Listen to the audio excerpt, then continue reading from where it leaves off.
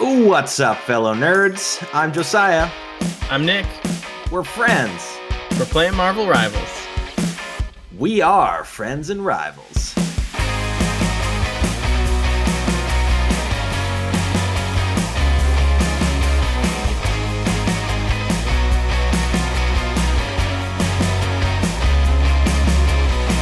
Hey, hello, everybody, and welcome to episode 26 of Friends and Rivals, a Marvel Rivals podcast.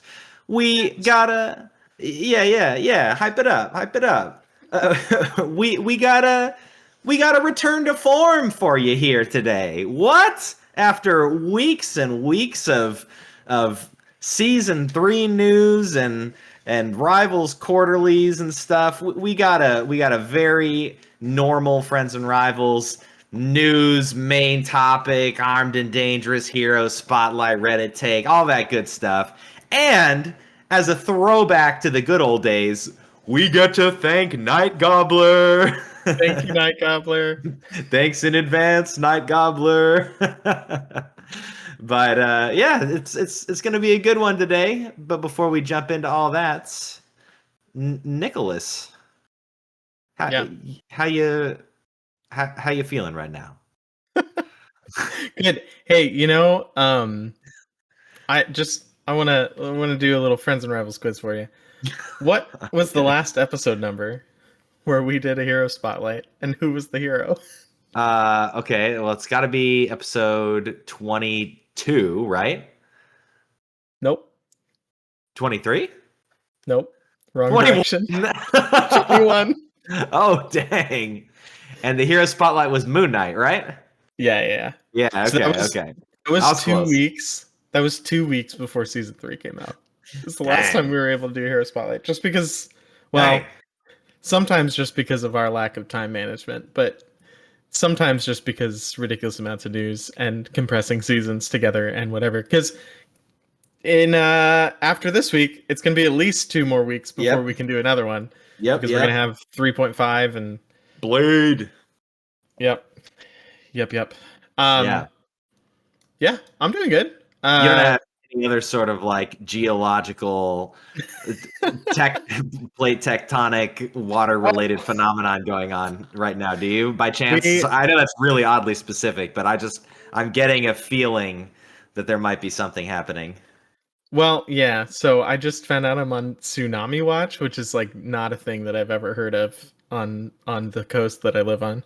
So I guess there was some crazy big earthquake in Russia. So if anyone is listening from Russia and you were affected by that, sorry. Yeah. But yeah, I guess 1 a.m. it's supposed to hit somewhere around here, and it might be a tsunami or it might not. And right. So we'll see how that goes. I'm on a big hill, so yeah, I guess that's a good place to be for a tsunami. But as long as it's not a tsunami made out of squirrels, I think I'll be okay. If it's squirrels, I'm done for. They hit me every time. I mean, hey, what a perfect day to have an aqua adjacent hero spotlight. Am I right? I hope not. No, I joke because I'm very confident that you're gonna be okay. Yeah, me too. But I guess on that note, I did see an ad for something related to not tsunamis, but Jeff. U2's is a I saw it this week. U2's is a like collectible company like Funko. Okay. I have my Cyberpunk Edge Runners, David and Lucy U2's sitting on my Cyberpunk Lucy themed PC right now. And they have a super cute Jeff the Land Shark in a shark costume and a Rocket Raccoon one that they were showing off on this ad, and I was like, oh man, I need more. I never got my my Galacta Funko, and I keep checking Amazon just to see like if anything shows up, and there's still no like reviews or anything. Like it seems like she never shipped out, so I don't know what happened there. But we're going to talk about some Rivals, new Rivals collectible stuff going on today, but I want more Funkos. Like I'm I'm not a huge fan of like U2's style in general, but the Rivals ones are really cute. But like, I don't really want to expand that collection necessarily. But I do want more Rivals Funkos for sure. Anyway, I don't know what I'm saying. I just need more. They haven't announced any other ones yet? No, it's just Magneto, Iron Man, Doom, and Galacta, who doesn't yet seem to exist anywhere. That's so weird. But I know, right? Like I was looking then, and I was like, oh yeah, Overwatch has a ton of Funkos, which I know about because I have a couple of them. But yeah, I expected that would just be like easy gamer money, and they would keep expanding the list. I mean, at least make the summer swimsuit skins, right? let people have the thong in game and in real life. I would pre-order that instantly. Oh man. Yeah, anyway, I'm looking at my looking at my wife through the doorway right now to see if she reacts to any of this, but she's keeping it cool. I don't even know that she can hear me. Oh yeah, no, she's acknowledging me now. Yeah. Okay, well, we teased at the beginning that we were gonna have to thank Night Gobbler, or we were gonna get to thank Night Gobbler because it's a privilege. We have a review again. Yay! From a familiar face. So this one kind of made me sad, but also happy at the same time. I know. So Joe Yeah One, otherwise known as Spider Joe, left us a 5-star review saying, still listening even after I deleted the game. Oh, that makes me so sad. Yeah. He says, Nick and Josiah somehow make a podcast better than the game it's about. Oof. I don't know if I agree with that, but I'll take it. Thank you. Yeah. I literally uninstalled Marvel Rivals because of all the smurfing, toxic screen names, and matchmaking burnout. I feel ya. But I kept listening to the pod every episode. It's still hilarious, sharp, and full of the kind of chaotic, pun-filled energy that reminds me of why I want to love the game. Even when the game gets rough, these two remind you why it can be fun. Keep up the punny, chaotic, and honest content. 5 stars easy. Thank you, Night Gobbler. Spider Joe. Thank you, Night Gobbler. I know. Simultaneously, like, so sweet and wholesome and also melancholic at the same time. Yeah, that was like the kindest review we've ever gotten, but also it was like, I don't play anymore. Like, no, we wanted to play with you and Night Gobbler in one giant group. I know, right? He needs a nemesis. So if you want to be Night Gobbler's new nemesis, it's still Spider Joe. Apparently he's still listening. So thank you for that. I know, right? And maybe this is the thing. This is his true villain arc now. He gets to go. He's deleted the game. He gets to go and reject the Marvel universe and can truly be the antithesis to Night Gobbler. So it's true. Yeah. But no, it was nice to have another review, get to read that out, and so thank you very much. It's crazy that, like, I don't know. I can't think. I don't like. I am a podcast. I do like podcasts, but I don't listen to any gaming podcasts. Like, I actually never have, like, ever once. So it is, as like a massive gamer. Like, it is weird that I don't listen to any gaming podcasts. But I don't know that I would continue listening to a podcast about a game if I wasn't playing it anymore, which is super. Unfortunately, tell you from recent experience. No, I'm having a hard time with that because you're going to be carrying the Snap trauma for a while. I feel I am, dude. I want to listen to Snapchat so bad, but I'm like, as much as I want to hear them, I feel like I'm going to talk Spider Joe out of listeing to us. Maybe I should just shut up. No. As much as I want to listen to Alex and Cozy talk every week, I also don't need to know about a game that I am not playing. But you know what? Here's the thing. And Spider Joe, this is for you. Tune in right now, okay? I want you to listen to this. It's going to bring you back.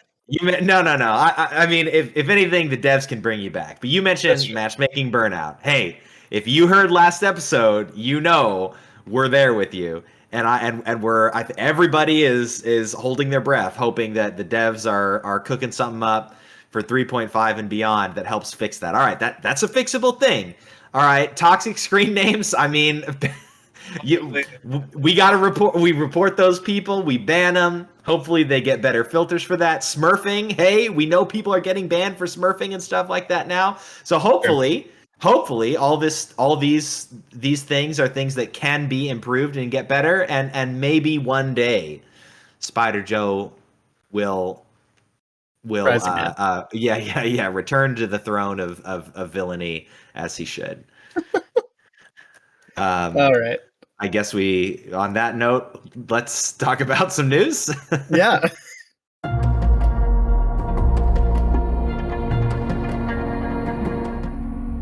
So this week, to start off, we got a new patch coming. Mostly, it's some skins and Twitch drops, but there's a couple fixes and stuff here. So let's start with the skins. First thing, we've got Magic and Black Panther Phoenix Force skins coming. And I'm getting the Phoenix next one. what? Phoenix Force. Phoenix. Oh yeah. Okay. Phoenix. What did you think I said? Oh, you said something like Phoenix Force skins. I was just wondering. I wanted to anyway. Yeah. Anyway, the Phoenix Magic is pretty dang cool, and honestly, the Black Panther one is pretty cool too. Yeah. I like his fire crown. Magic getting a little Hela motif with the headdress kind of vibe that she's got. Did you see the videos for them? Yeah. I will definitely be getting the Magic one. I have heard some people not super loving it though, which I'm kind of surprised with. I've heard people say that it's like too similar to her base skin. Really? Which I get that the sword is like really the same like structure, but you got the like cool flaming VFX on it. She's got the like spiky pauldrons and stuff. Yeah, I didn't agree. Like I thought it was super cool. I like it, and it's pretty much like one for one. Yeah, exactly the comic skin. Yep. Or the comic only outfit. Difference is that she has like the like demon fishnet basically that she's wearing, whereas in the comic it's just nothing. It's just her like boots, and then the boots go up that high. It's like solid though in the comics, I think. Yeah, but it only goes up to her knees. Oh, okay. But yeah, anyway, all things considered, yeah, it's mine 100%. I'm buying it as I'm spending my units on it as soon as it comes out. Just a few days. Yep. And then we also have Twitch drops coming specifically for the Ignite midseason finals. So these are the finals that they're doing live in China. And so these are going to be really specific times that you got to watch to get these Twitch drops. Yeah. So on August 6th. Oh, no. Actually, these say August through September. August 6th through September 2nd, you can get a mid-season ignition spray and the Ignite Guangzhou nameplate. And then August 9th through September 5th, you can get the Ignite Guangzhou spray and the Ignite Star-Lord nameplate. And then August 10th through September 6th, you can get a emote for Star-Lord where he holds up the trophy. And then a slightly recolored Ignite Star-Lord costume.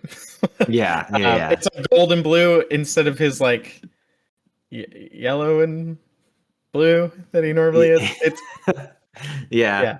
It's cool looking. Yeah, no, it's like fancier cool looking than his default skin. I like it. I do like it. I think it has the Ignite logo on his gun too. It's hard to see. Yeah, I bet I wouldn't be surprised if it's on his back too. That's one that like a lot of the like battle pass skins, like the Moon Knight recolor and stuff. It looks like it's just black and red, but then you turn it around, it's like he's got the Dracula symbol on his cloak. Yeah, you're right. Yeah, they'll probably do something like that. This is pretty cool. The spacing is, I'm like not understanding the rationale between like spacing these out 3 days apart and then 1 day apart. Well, I would imagine those are the 3 days for the finals. Like, I would imagine that the August 6th would be like the first, like the beginning of the mid-season finals, and then I would imagine August 9th would be like semifinals, and August 10th be the actual final match. Because they're probably spacing it out so that you watch it while the thing is happening. But since they're letting him run until the beginning of September. I mean, you can just pick it up later, but you should watch. Yeah. Watch Ignite. Support it. Yeah. Looks like it's a cool thing. Oh, I really want to, and I really want both of us to watch it because I mentioned last episode that I think it'd be fun to do a main topic after watching the finals to say like, hey, what did we notice the pros doing that were different? Like, what are some of the things that we picked up on? They're like habits and decisions and teamwork and stuff. So yeah, we'll have to check the schedule and see if we can do it for the mid-season one, but we should definitely do it for the finals. Yeah. Mm-hmm. There's a couple more things in the patch. They fixed a bug with Hela. That's right. I'll let you take this. They fixed a bug with Hela where her ultimate ability could just not happen. Oops. If you had bad internet. So now, even if you're on that 200 megabits a second, you can use your ult. And then Jean Grey tells Hela she's nothing, and then you then freaking Spectrum tells you you're nothing too. And then they fixed a bug with Hulk too, where apparently his leap would just shoot you off in a random direction sometimes if you jumped facing down on stairs. So, I mean, they don't. They don't want you to jump down the stairs and sprain an ankle. I guess. And I guess no more like unpredictable jump away from your enemies without them having any idea what direction you're going to go in. So maybe someone was using that as a tech, and it's gone now. And then finally, they fixed some issue on PlayStation where you could get stuck after watching a replay and not be able to get out. So. I feel like that every time I click on a highlight replay in general. So, I feel your pain, PlayStation players. No terrain issues though. No. Like, come on, devs. I need you to keep that up. Yeah, I rate this 1 out of 12. Oh, okay. Bad patch. No terrain issues fixed. Well, something cool to follow up though. Dark Horse Comics, the goat, the goat or the horse, if you will, themselves are creating a Marvel Rivals poster collection book. That is going to be super cool. 20 full color gallery quality tear out prints celebrating the gorgeous art from the game, they say in a post on X. And I checked the Amazon link. It is going to be, I already forgot the price. Oh no, $29.99, I think. Yeah. $30. But I can't, we couldn't find like what the actual posters were. But regardless, I feel like that's right at the price point where I'm feeling like, okay, I think I will probably end up getting this. Yeah, we're going to go in together, like. And then we're going to fight over which 10 posters we each get. Right. So that'll be a good time. But I already love the cover that they're displaying. I've obviously the Dooms clashing is iconic. I don't know if that Galacta image has been anywhere else in the game, but I love that her like holding the Earth like an apple, about to take a bite out of it. Yeah, that confused me. I was like, what is this Galacta in the back just being like, I don't know, feeling cute, might eat the world. Like, I mean, she's a multi-dimensional cosmic being. Yeah, I thought that was cool. So I'm looking forward to that. I like that they're doing more of this stuff. Yeah. And then go ahead. I was just gonna do this one, but you got it, bro. Like you're gonna do it. So as part of Fantastic Four First Steps came out this weekend. I have not yet seen it. I've heard good things. A lot of people at my work have been talking about how they were like pleasantly surprised. Yeah, I've heard it's fun. Yeah. But Loserfruit, who's a Twitch streamer and YouTuber, actually was on like a Australian press thing as part of the press tour for Fantastic Four, and got to sit the cast down to try to figure out how to play their characters in Rivals. Yep. And all of the things that you would expect to have happen in that happened, including what I'll just, my favorite comment was the top comment at the time when I watched it that just said, "What? None of these lizard people have ever used a controller before?" Oh. Because literally other than I think Human Torch, every single one of them never turned their camera once. It was all Yeah. just the like left stick Right, without right. turning thing, which it was kind of baffling to me because I'm realizing like now we're at the point where like these actors in these movies are of video game age. Like they grew up in the Yeah. 90s, right? Like Yeah. the 80s and 90s. Like you'd expect they'd more of them would be gamers. Yeah, I don't know. somewhat capable, or at least like know what a controller is. Yeah. Like, come on, dude. If oh no, his name just Mark Ruffalo. Why is your name stuck in my head? Ant-Man. Who is Ant-Man? All red. Paul. Oh my gosh. If Paul Rudd can star in not only one but two generation-defining Nintendo commercials 30 years apart, then you have no excuse, Pedro Pascal. Yeah. My favorite part of this video was when she shows them the Malice skin. Yeah. He shows it, which is the image that I posted. Yeah. It's literally her thumbnail is all of them seeing the Malice skin from the first time. And my favorite top comment was Pedro Pascal sees Malice skin, neurons activated. Like his just mouth agape, staring face. And then he makes a comment in the video. He was like, I gotta talk to the costume design team about this. Well, and then she's talked after this on a separate interview about how she's going to try to make that happen. She wanted that. She wanted to wear the Malice skin. But what is so funny about this thumbnail is the three guys are all like, "What on earth is that?" Like they all have like the really concerned like face. Yeah. And then Vanessa Kirby's just like smiling like crazy about it. Right. Yeah. They're very well media trained. They're like, yeah, exactly. Don't do the boing eyes. But it was very clear that yeah. I like how I don't know. Unfortunately, I don't know either the Human Torch or the Thing's actors' names, but I like that the Human Torch like has a cautionary hand on Pedro Pascal's shoulder, and the Thing is kind of like reaching back to like stabilize himself to keep from falling over. It's great. Yeah. I really enjoyed that. I want to see this and Sebastian Stan are like just the perfect level of like cursed celebrity game crossover content that I'm living for. Yeah, honestly, they should have done this with Sebastian Stan instead of like feeding him a bunch of lines without him clearly ever seeing the game before. Like, but then we would have treated.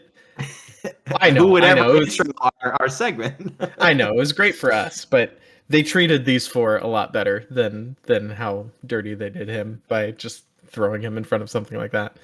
I really like this format. I honestly hope that like the future MCU collaboration things are them like having them play their character in game if they are in game, right? And this was fun. We'll put the video in the show notes if you want to find it. Well, with Feige Jr. getting into Marvel Rivals, hopefully they'll push for a little bit more of that. I think that'd be awesome. And honestly, if they had some real like actual communication with the speed at which Rivals is pumping characters out now, they could probably ensure that like the main characters of any future MCU movies are already in the game by the time the movie comes out, because movies are taking years. Rivals got a new character every month. Rip Blade 4. Forever in our hearts, Wesley Snipes, maybe. On to the podcast patch notes. Podcast patch notes. 2 minutes. Podcast patch notes. Go. Will it be the first actual 2 minutes in the last month and a half? Who will know until 2 minutes from now? Anyway, so I mentioned last week that I was going to do some checkups on Widowmaker versus Black Widow and their pick and win rates and whatnot. And boy, did that reveal some very interesting information. It did. I was very wrong in my assumption of what to expect. I mean, kind of right about one thing. Black Widow's, sorry. Oh gosh. Widowmaker's pick rate is very low at 1.76%, whereas Black Widow is 1.35%. Granted, the pick rate stuff is kind of nebulous. Overwatch is weird, where the lowest pick rate character is 0.54%. And there's a lot of weird pick and win rate anomalies between the two games, but holy goodness, Widowmaker's win rate. She's in the top 5 highest win rates in the game in competitive. She has a 53.67% win rate. She is the second highest damage behind Genji, who's number 1 win rate in the game, which is crazy. That's basically the Black Panther phenomenon, because Genji is Black Panther magic, kind of flanky brawler, hard to hit kind of deal. I will say, I looked at this stat too, and in quick play, she was in 44%, right? And played a lot more. But so in Overwatch, it's definitely the one-shot headshot is taking you to you take her in comp if you actually can play her or not. But yeah. Thanks for taking 10 seconds of my podcast patch note. Also, you think tanks are in hell in Marvel Rivals? Brah. Tanks are in hell in Overwatch 2 right now. If you look at the win rate, solo tanking. Oh my god! Yeah, right. Perma solo tank, but there are only 4 tanks above the 50% win rate threshold in Overwatch 2, which is yuck. Rivals, at least, I think there's only 4 tanks under the 50% threshold when I was checking. So I mean, hey, at least we're not looking at those numbers. Final short little thing I wanted to say is I noticed last time I played that I really wanted to type to flame somebody at the end of the round who was talking mad smack the entire game.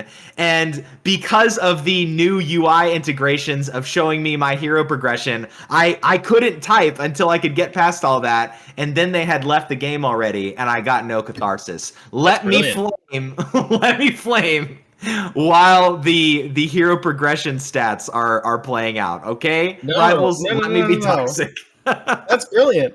That's a brilliant secret way to get rid of toxicity on their part, because they already mute you as soon as the game ends. Yeah, and now they stop you from chatting until a good amount of time ends. That's pretty smart. They give you a 10-second cool off period. Yeah, I wasn't actually gonna be toxic. I was just what did I end up saying? I was that's a lot of rage for bronze, bro. Why are you so angry, dude? Yeah. Anyway. All right.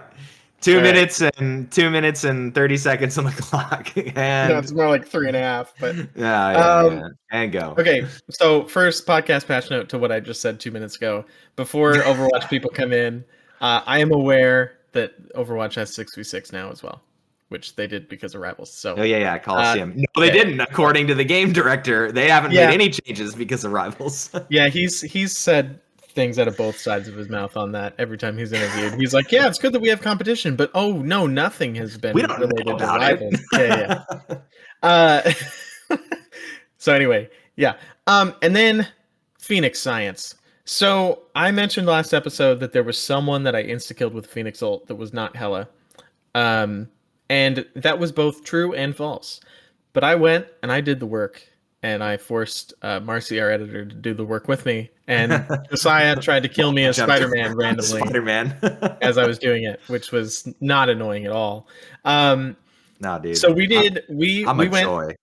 Yeah, we went to the practice range and grabbed every hero that has an ult that has bonus health or some sort of form switch. Mm-hmm. And basically what we came down to is, the Hela thing, you can pull her out of her ult. The only other two that Phoenix really counters really hard, but these are really good ults for her to counter really hard. One was Magic, because Magic gets no extra health in this. So I guess that's actually just you did damage to Magic like you would have anyway. But Magic is constantly trying to get bonus she's health getting the with bonus her abilities. Health. Right. So you're taking out the bonus health puts her down to 100 health. which makes her really easy for someone else to finish off. So Yeah. she can be a decent counter to Magic Ult. And then the other one, and this was the big one. This was the one that I thought I had insta-killed in the game. I was playing a game against a Storm. They went into their ultimate, and I went, wait a second. That's still Storm, but it's also not. Can I insta-kill this? The answer is no. However, the reason why I thought that I could was because it also removes all of Storm's bonus health in that ult, which is most of her survivability in that, and it does not immediately come back. It doesn't regenerate. So it took Storm down to like 100 health, and I think in the game I was playing, someone just happened to hit her at exactly the same time. So Right. all this to say, Phoenix is actually a pretty good Storm counter to that otherwise pretty much uncounterable giant tsunami killing. Yeah. So, yeah, use her against Storm. Nick the Science Guy. Nick. Oh no. On to the main topic.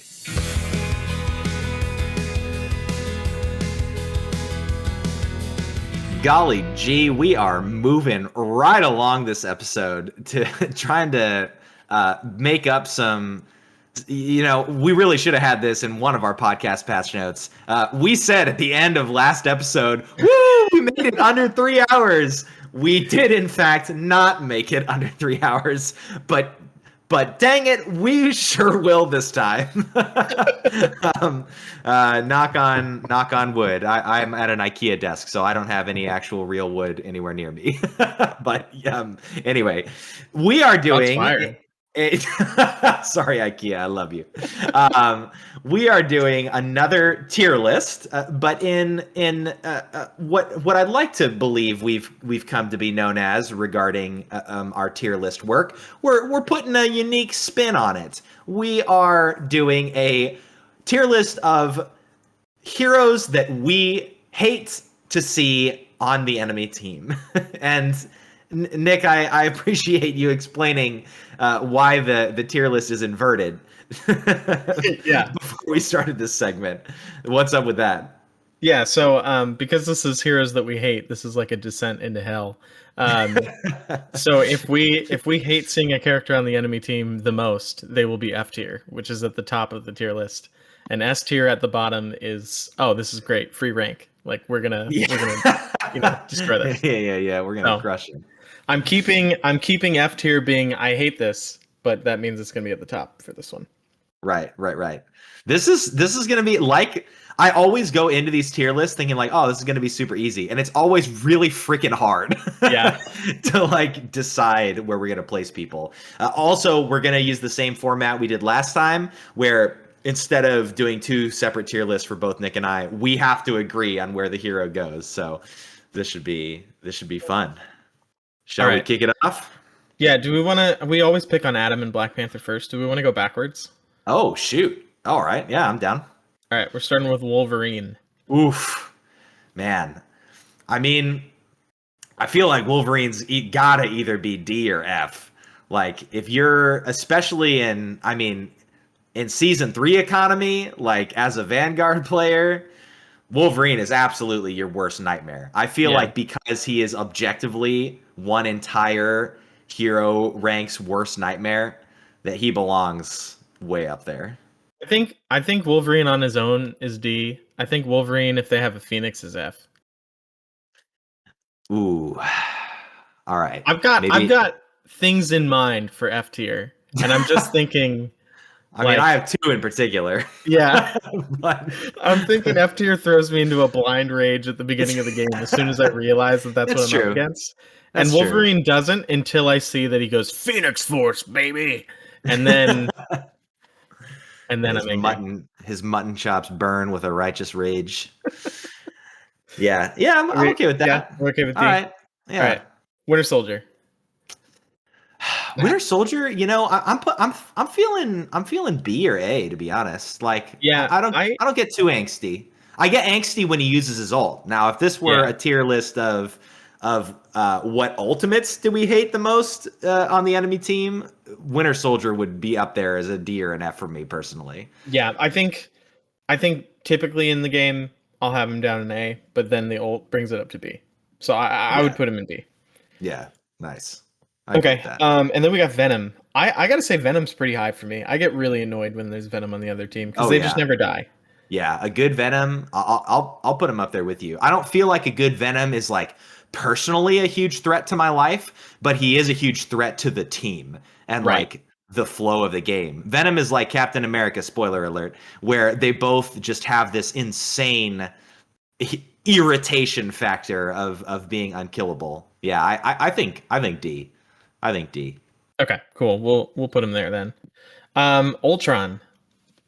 Oh, this is hard. Ultron for me is I'm like I don't know. I feel like people be tripping way too much. Ultron is very easy to kill. Like I think he's the easiest flyer to kill. Really? Yeah, just because he once you bait out that his movement burst, like he is so freaking slow. And Yeah. he can't Okay. be out of sight. He can't be like out of line of sight of the team for very long, or he loses his drone. So yeah. I mean, Do you have a deep okay. thought So you though? want him in B or A? I just flyers in general. I feel like get pushed up a tier because they're annoying. I would have put him in B. We could say that because of the flight tax, he moves to C. Okay, I I'm feel happy with like that. I feel like because Ultron is like my new most played strategist and like top 3 most played characters, because I know him pretty well, I feel like I do pretty well against Ultrons. Yeah, I don't, and I don't like a giant beam flying around and checking me in the face. Yeah. Yeah, Yeah, we got to we'll talk about that more in our Armed and Dangerous review coming yeah. soon. Don't remind me. All right, Thor. You know, I gotta put Thor at A. I think I Yeah. Thor can be good. Like I've seen some really good Thors. I think the death of Thor is probably a little bit over exaggerated now that people have had some time to adjust to it. But like Yeah. Thor isn't a character that I'm annoyed with ever because he doesn't have any CC. He doesn't have any like massive like immediate kills. I think if I'm playing strategist, he gets a little bit more frustrating. But I don't know. I find Thor to be a fair fight at least. Like I'm not angry that there's a Thor. Yeah. Yeah, I agree. He Yeah, nothing in his kit is like the most annoying thing about him is how easily he can escape. Like I feel just Yeah. very similar again to like Venom and Cap. He's just got a lot of mobility with his shift. But yeah, nah, I'm right there with you. Okay. Then we got the Thing. Honestly, I get pretty excited when I see the Thing in the enemy team. So the Thing players, there's something about the Thing that people embrace the Rock Man and they assume the Rock Brain, but that is not canon. Okay, Ben Grimm is a smart fellow, but my goodness, if there's a team and the Thing is on it, you can guarantee that that guy's going to solo push into your team around a corner with no support and just get absolutely freaking KO'd. Or they're flying back and forth constantly between enemies and allies, and they're unkillable. Dude, Like I've never seen it happen. I've I have. never seen it happen. I You want need to. to. I want to believe. We've got some things on our Discord that are like that. That are Okay. Okay. that are pretty insane to watch. And so when he's played really well, like he's nasty. But I think if the tier list is when I see them on the enemy team, do I get excited or nervous? I don't think the Thing makes me nervous most of the time because most people just hit W and Right. die. Right. At least where we're playing. But Yeah. um, I'm with you. all right, Punisher. Uh Punisher. Am I throwing a Punisher. flyer? Yeah. Punisher, I feel is I feel like I'm more afraid of the Punisher than I am Winter Soldier. Okay. Just because I play a lot of very close range characters. Like Emma is my main tank and Magic is my main DPS. And if that Punisher is good enough with a shotgun to hit you twice before you can kill him, like you are toast. that combined with just his recent buffs, where he's, not only can he snuff you out at close range with the shoddy, but he's super deadly accurate at medium ranges, and the crowd controllability of the turret and buffed speed on an ultimate. Yeah, he's in C for me. So we've got 6 tiers, right? So B and C are straddling the middle. So are we in agreement that C means like B and C are like I'm mostly neutral, but like C is like I'm slightly afraid of them, and B is like I'm slightly okay with it? Yeah. Is that kind of where we're at? Yeah. Okay. Yeah, I think that's fair. I think that's fair to say. Okay. Then yeah, I'm good with him in C. Storm. Yeah. Storm kind of has the Bucky thing where I'm terrified of her in her ult, but I'm not. Yeah. I'm actually pretty happy that they have a Storm most of the rest of the game. Right. Storm players, like, where are you at? You had an amazing season where Storm was just like in every match dominating every fight, and she got some nerfs, but not like, I don't know. It's kind of like that much. I feel like Storm got Hawkeyed. Storm got the Hawkeye effect of like Hawkeye being one of the nastiest characters that everyone was playing, and then got buffed substantially for multiple seasons in a row, and still like has a fairly low pick rate. But even right now, competitive all ranks on Rivals Meta, she's the 4th highest win rate in the game. Yeah. But pick rate, bottom 4. Yeah. Yeah, that's so interesting. But yeah, I'm not worried about her at all. Yeah, the ultimate is scary, but even then, like, it's pretty easy to tell where she's gonna go. Yeah, like because most people. Right, exactly. You just like get in her mindset. And you're like, all right, okay, like as long as you are not getting actively CC'd in the crowd of your entire team, like her ultimate is pretty easy to avoid. Whereas with Bucky's ult, like you can feel like you're safe, and suddenly tentacles everywhere. Yeah, coming down from the sky, and it's over. Okay, well then, are you good with her in A then? Yeah, I think so. Okay. Star-Lord. Gosh. Oh boy. Another one. Star-Lord's. I can't let him go in A. Star-Lord's either B or C. I think Star-Lord's in C for me. I hate fighting Star-Lord. I think Star-Lord is a B most of the game, and then he's D every time he uses his ult, or F. Like every time he uses his ult, I'm like, delete this character. But the rest of the game, I don't really care. We could put him in C. Yeah, I'm okay with that. Yeah, his ultimate is one of the most terrifying ults in the game. He's also just like a good Star-Lord. Man, they are so slippery.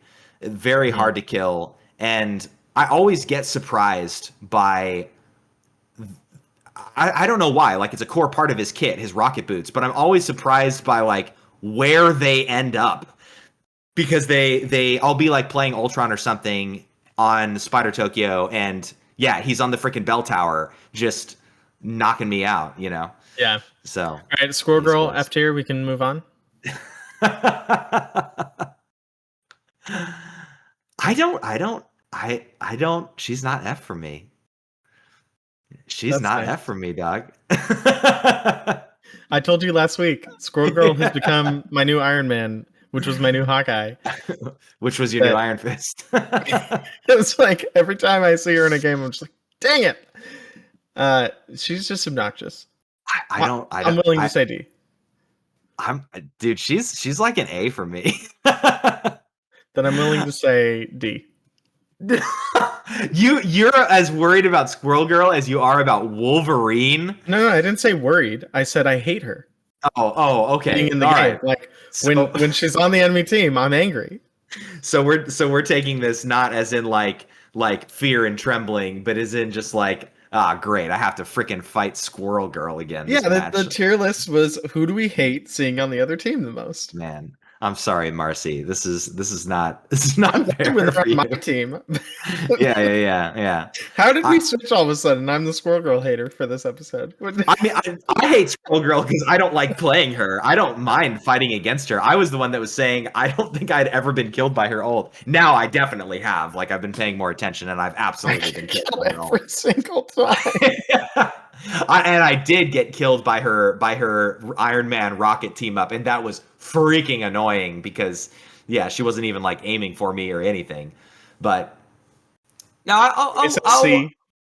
I'll let her stay in C. But I gotta You say at least I'm get annoyed, right? yeah. I suppose so. I suppose I get annoyed when the end of the game comes up and Squirrel Girl has MVP and says "GG easy clap bots?" question mark in the chat because they've been holding left click the entire game and have racked up the most damage and kill assists.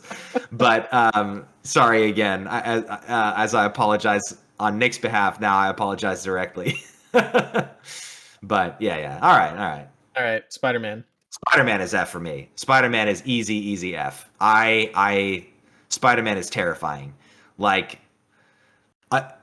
unless they are bad, and then I'm not worried about them. Like, Yeah. fighting a Spider-Man is an awful experience. They are so hard to kill, and not only get your freaking cursor up there, dog. You can't. I don't know that I can do that. I don't know that I can do that. Why?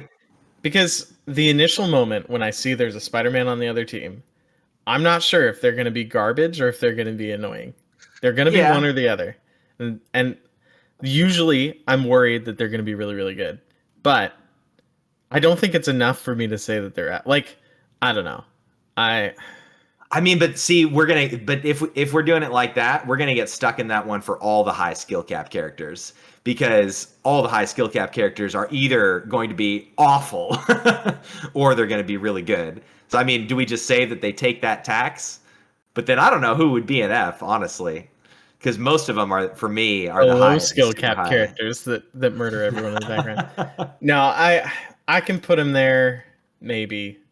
I might need to revisit that. Let's see what after. My argument is that Spider-Man has gimmicky kills, which is really frustrating because he can freaking rip you off the map from a mile away. If you haven't seen it, I need to send it to you. Maybe I'll post it on the Instagram as a story. There's a clip that's going viral right now of this Magneto ulting from point on the Clintar payload map. He ults from point and throws it back to spawn, and Spider-Man swings from point back to spawn, grabs Loki, pulls him halfway across the map, and drags him into the Magneto ult, and he dies. Like, no other hero in the game can do garbage like that. And then on top of it, he is the most mobile hero in the game. Even whether it's in combat and he's dancing all over the place, or you've killed him and now he's back to spawn like he had a BRB. Like, I don't know. I can't get Spider-Man out of F. I think he's my most F in the whole game. Oh, that's definitely not true. But okay, Scarlet Witch. I don't know. I feel pretty confident fighting Witch. Witch is usually B or A for me. I think the characters that I play, I get kind of annoyed by the auto suck. Who is it who I was playing? There's someone I was playing that as Psylocke, like you can't get far enough away from her to not just kind of get chunked down by that. But I mean you can, but I don't. Yeah, there but I could put her in characters where it feels bad, yeah. You know what though? As a Bucky player, okay, I actually get really excited when I see Witch on the other side because I know I'm going to be canceling ults like there's no tomorrow. Well, right. I was just about to say that. I was like, sometimes Witch is S tier for me. When I'm playing Emma, dude, that game we played two nights ago, where all but once I was playing Emma. All but once, I freaking choke slammed her out of that ult. There is no better feeling than someone who thinks they're about to get a team wipe and they just get literally face in the concrete curb stomped. It's so satisfying. Yeah, I guess now that I think about that, if I'm playing Bucky, Luna, Emma, Penny, there's a lot of characters that I'm just like extremely excited to see Witch on the other side. So I'd do A or S, honestly. Let's put her in S. Let's put her in S. Well, I love to kill a Scarlet Witch. Rocket. Oof, Rocket's gonna be D or C for me, man. Yeah, I was gonna say Rocket's D, I think. I'm not scared of Rocket, but I'm annoyed by Rocket. Like he's just so like twisty and hard to kill. Like I'm not scared of Rocket personally, but I'm scared of a team with Rocket in it. yeah, Because not only is his healing output and ultimate disgusting, but my goodness, there's no more annoying ability in the game than the BRB. There's nothing more annoying than look at this lineup he's with right now. All right, we got Rocket, Venom, and Wolverine in D tier. It's all the people who won't die. You finally get the Venom dead. All right, Yeah. you finally get the Wolverine to trigger his passive, and then you kill him again. And what happens? They waltz from right behind the corner where you just killed him because frickin' Rat has a BRB sitting back there. Yeah, I will say I get excited seeing a Rocket on the other team when I'm playing Psylocke because Psylocke just gets to farm those BRBs all the time, and it's like really satisfying to just be wandering around in the back line trying to get an angle, and you're like, oh, look at this BRB. You're not reviving anyone for 45 seconds and just move on.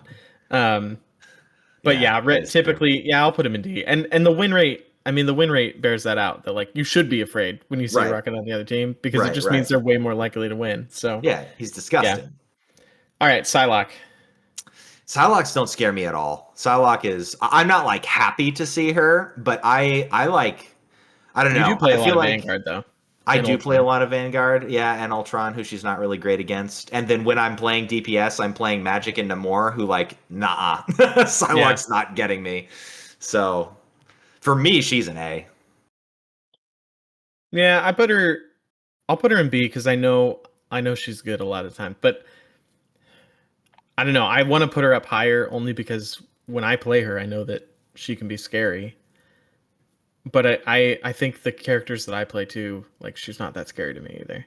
Well, and we've seen at least in the like, oh my gosh, I almost said hot slogs, Heroes of the Storm, in the Rivals meta hot list that they have like mid-season right now. Psylocke is like way up there in win rate, right? When we were looking at that last time, she's like halfway up right now. Yeah, yeah, a little bit higher. She was higher earlier in the season. I don't know what's going on now, but they've got her a B tier for sure.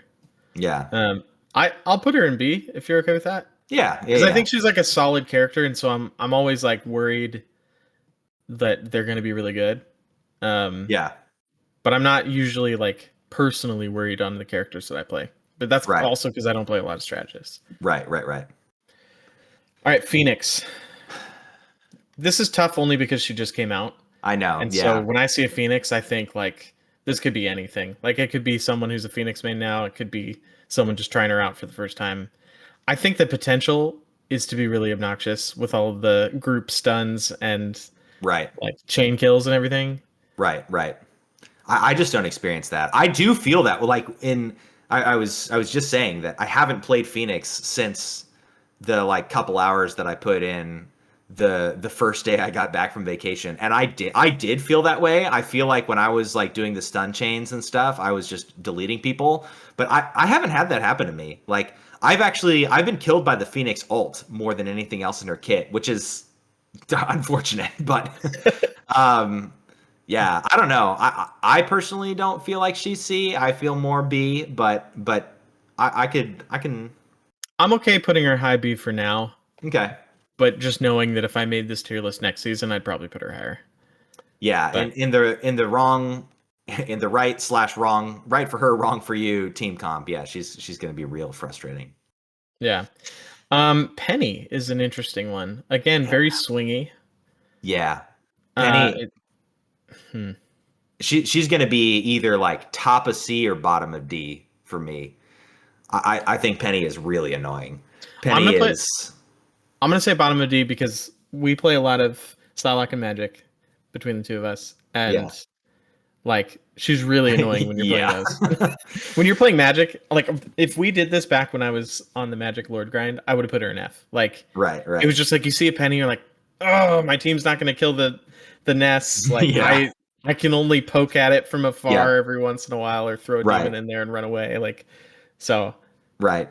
Yeah. They're once I rediscovered Magic this season and I've been like bringing her into ranked, there have been games with Penny where I have typed in chat on my team. I was like, please, for the love of God, someone kill those penny nests. I was like, the team isn't even that good, but the penny is very good. Like, if you kill the penny nests, I can kill them all. Like, just help me out. Dude, welcome to my entire experience of season 0 to 1.5. I commiserate. And I mean, also, just consider, like, yeah, okay, so there's that. She also has the most uptime on a stun lock ability of any hero in the game. She has invisible one-hit kills with her mind placement, and she has like very high mobility. she's scary. I'm like, she's D. I think it's appropriate that she's right next to Rocket, because when you put the two of them together, they make F. Yeah, right. All right, Namor. Namor's weird because the random like headshots out of nowhere and the squids are annoying. But like I don't usually see Namor and go, "Oh no." Namor is such a weird character, and this fits perfectly with where he is on the hot list because he's never as good as I think he should be. It never as high as I think he should be in the hot list. And I don't know, like, honestly, this is a really weird take, and I know this is weird. I'm gonna say it because it's like my observation, but I know it like logically has to be wrong. When I think of all of the heroes that we're looking at right now, Namor is like the worst played hero in the game, in my head right now. Like, people play him the worst. I feel like there's this disparity between like my own experience playing Namor and just feeling absolutely unstoppable, and like playing against other Namors where like I get killed by Namor for sure, but most of the time I'm like, what are you doing? Like, you're like, where are you putting those squids? You're just like throwing them in the middle of nowhere, or like not able to land any shots with the trident. I don't know, like. Yeah, that's how I feel when I'm playing him. When I'm playing him, I'm like, I'm playing him because I have Spider-Man, and someone said switch to Namor, and then I'm like, oh, squids, I hope you do something. Yeah. But when you play him, it's just like snipers all over the place, so it makes sense why you'd be frustrated with other people. Moon Knight. Do you get annoyed when there's a Moon Knight on the enemy team? You know, I do get annoyed with Moon Knight. And not like, I don't know that I get killed by him a lot. But I do get annoyed by the fact that I have to think more about repositioning and like be on the lookout for onks and things like that. I think he gets the same penny effect where like I have to be on the lookout for something that isn't an enemy hero. And that is very obnoxious. So I would actually put him high. Like right now, I know you've dropped him in low B. I would put him like top of B, maybe bottom of C. I personally am way more annoyed by Moon Knight than I am by Squirrel Girl. Yeah, but, and I honestly don't care if they have a Moon Knight. So I'll meet you in middle of B. Okay. Because I would have put him low B, high A. Like I'm not like excited when they have a Moon Knight, but I'm not. I like have no feeling. I'm like, okay, whatever. I feel like it does depend who I'm playing. If I'm playing Magic, I'm pretty excited that they have a Moon Knight, because I'm playing Magic by like looking for picks in the back line and things like that. Yeah. And Moon Knight's dying in a 1v1 every time. I think like standing still in some side alley or something. So I think that's what does it for me, is like usually, I mean, sorry, Moon Knight people, maybe you're the good one, but like statistically they're usually bad. I usually see Moon Knight and I'm like, okay, well that's good for us. It's like the opposite of seeing Rocket. Like, I don't know. Well, much like your Squirrel Girl, can we just put him in F and move on? He is pretty annoying. F is for fantastic, okay? Can we at least acknowledge that? Can you just let him go in F for a second so that I can have some catharsis? Thank you. Okay, he's in F, and now he's in D. All right. I can live with that. I can live with that. Why do you hate seeing him on the enemy team so much? I mean, much as a Spider-Man. Yeah. No, I don't. I'm putting there because the memes of how goofy and annoying his SFX is in the game. But no, he is genuine. Like I I don't.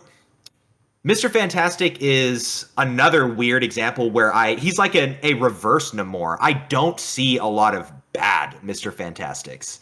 I feel like the people who play him are generally pretty solid. Because he's just a good character, man. I acknowledge that. Like I'll grant that. I'm not saying he's a bad character. But yeah, he's hard to kill. He has the only like Super Smash Brothers Sephiroth down B. Thanks for giving me a fully charged Ike neutral B. Now you're dead parry attack in the game. Hope you could follow that train of thought.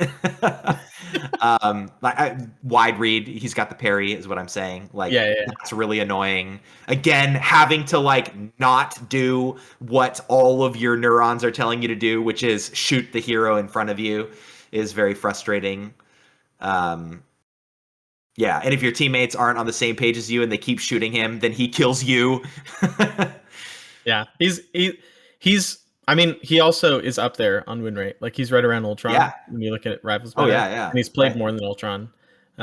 He's banned more than Ultron too, but like quite a lot. Oh wait, no, that was Iron Man. I was gonna say, wow, banned. That's actually okay. But he's definitely good. And yeah, and I see him and I go, oh boy, this one's gonna be good too. So I'm okay with him right here where he's at, D between Wolverine and Venom, if you're cool with that. Mm-hmm. He's very similar to Venom and Wolverine in the sense of like they will not die and are also a threat. So right. All right, Mantis. Yeah, Mantis. I'm gonna give a good Mantis player tax and I was gonna put her an A instinctually. I'm gonna give a good player Mantis tax and bump her up to B. Okay. Because a good Mantis player is terrifying. Mantis has a really wide fear gap for me, where like most Mantis players are like, you're gonna be a pretty easy kill. But like a good Mantis player, oh my gosh, I get so annoyed with a Mantis sleep and then just like headshot after headshot, and suddenly I'm down in 2 seconds and I like never had a chance to do anything. Or getting like thinking I've got a Mantis player and she panic ults and then kills me. Right. No, I agree 100%. Dude, she's again Rivals Mantis. She's at 5th highest win rate in the game right now in competitive all ranks.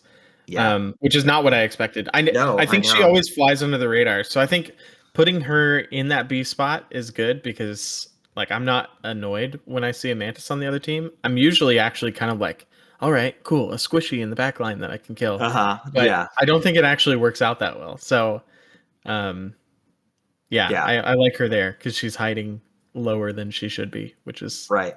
What Mantis does. Magneto. Are you annoyed when you see Magneto? Are you happy?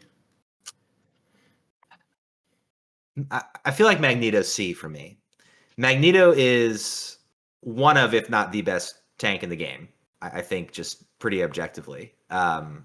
Even though his win rate doesn't necessarily reflect that right now. Where is he?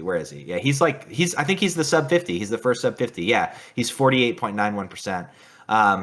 However, just about to beat Emma as the most played Vanguard. Like they are neck and neck with their pick rates. Well, and in comp, he passes her up. Does he? No. Yeah. I'm looking at all ranks comp right now. What am I missing? For season 3? Are you looking at the official hot list? Oh no, you're looking at Rivals meta. Yeah, because the hot list was last season. Yeah. So Magneto is really good, and a good Magneto is really annoying. Again, being able to block all incoming damage with not 1, not 2, but 3 potential abilities. But shielding yourself, shielding another person, having the wide shield, and then and being able to cancel some of the most dangerous ults in the game, shutting a Cloak and Dagger down, shutting a Luna down. Like, man, that's a oof. That he's got Magneto's scary.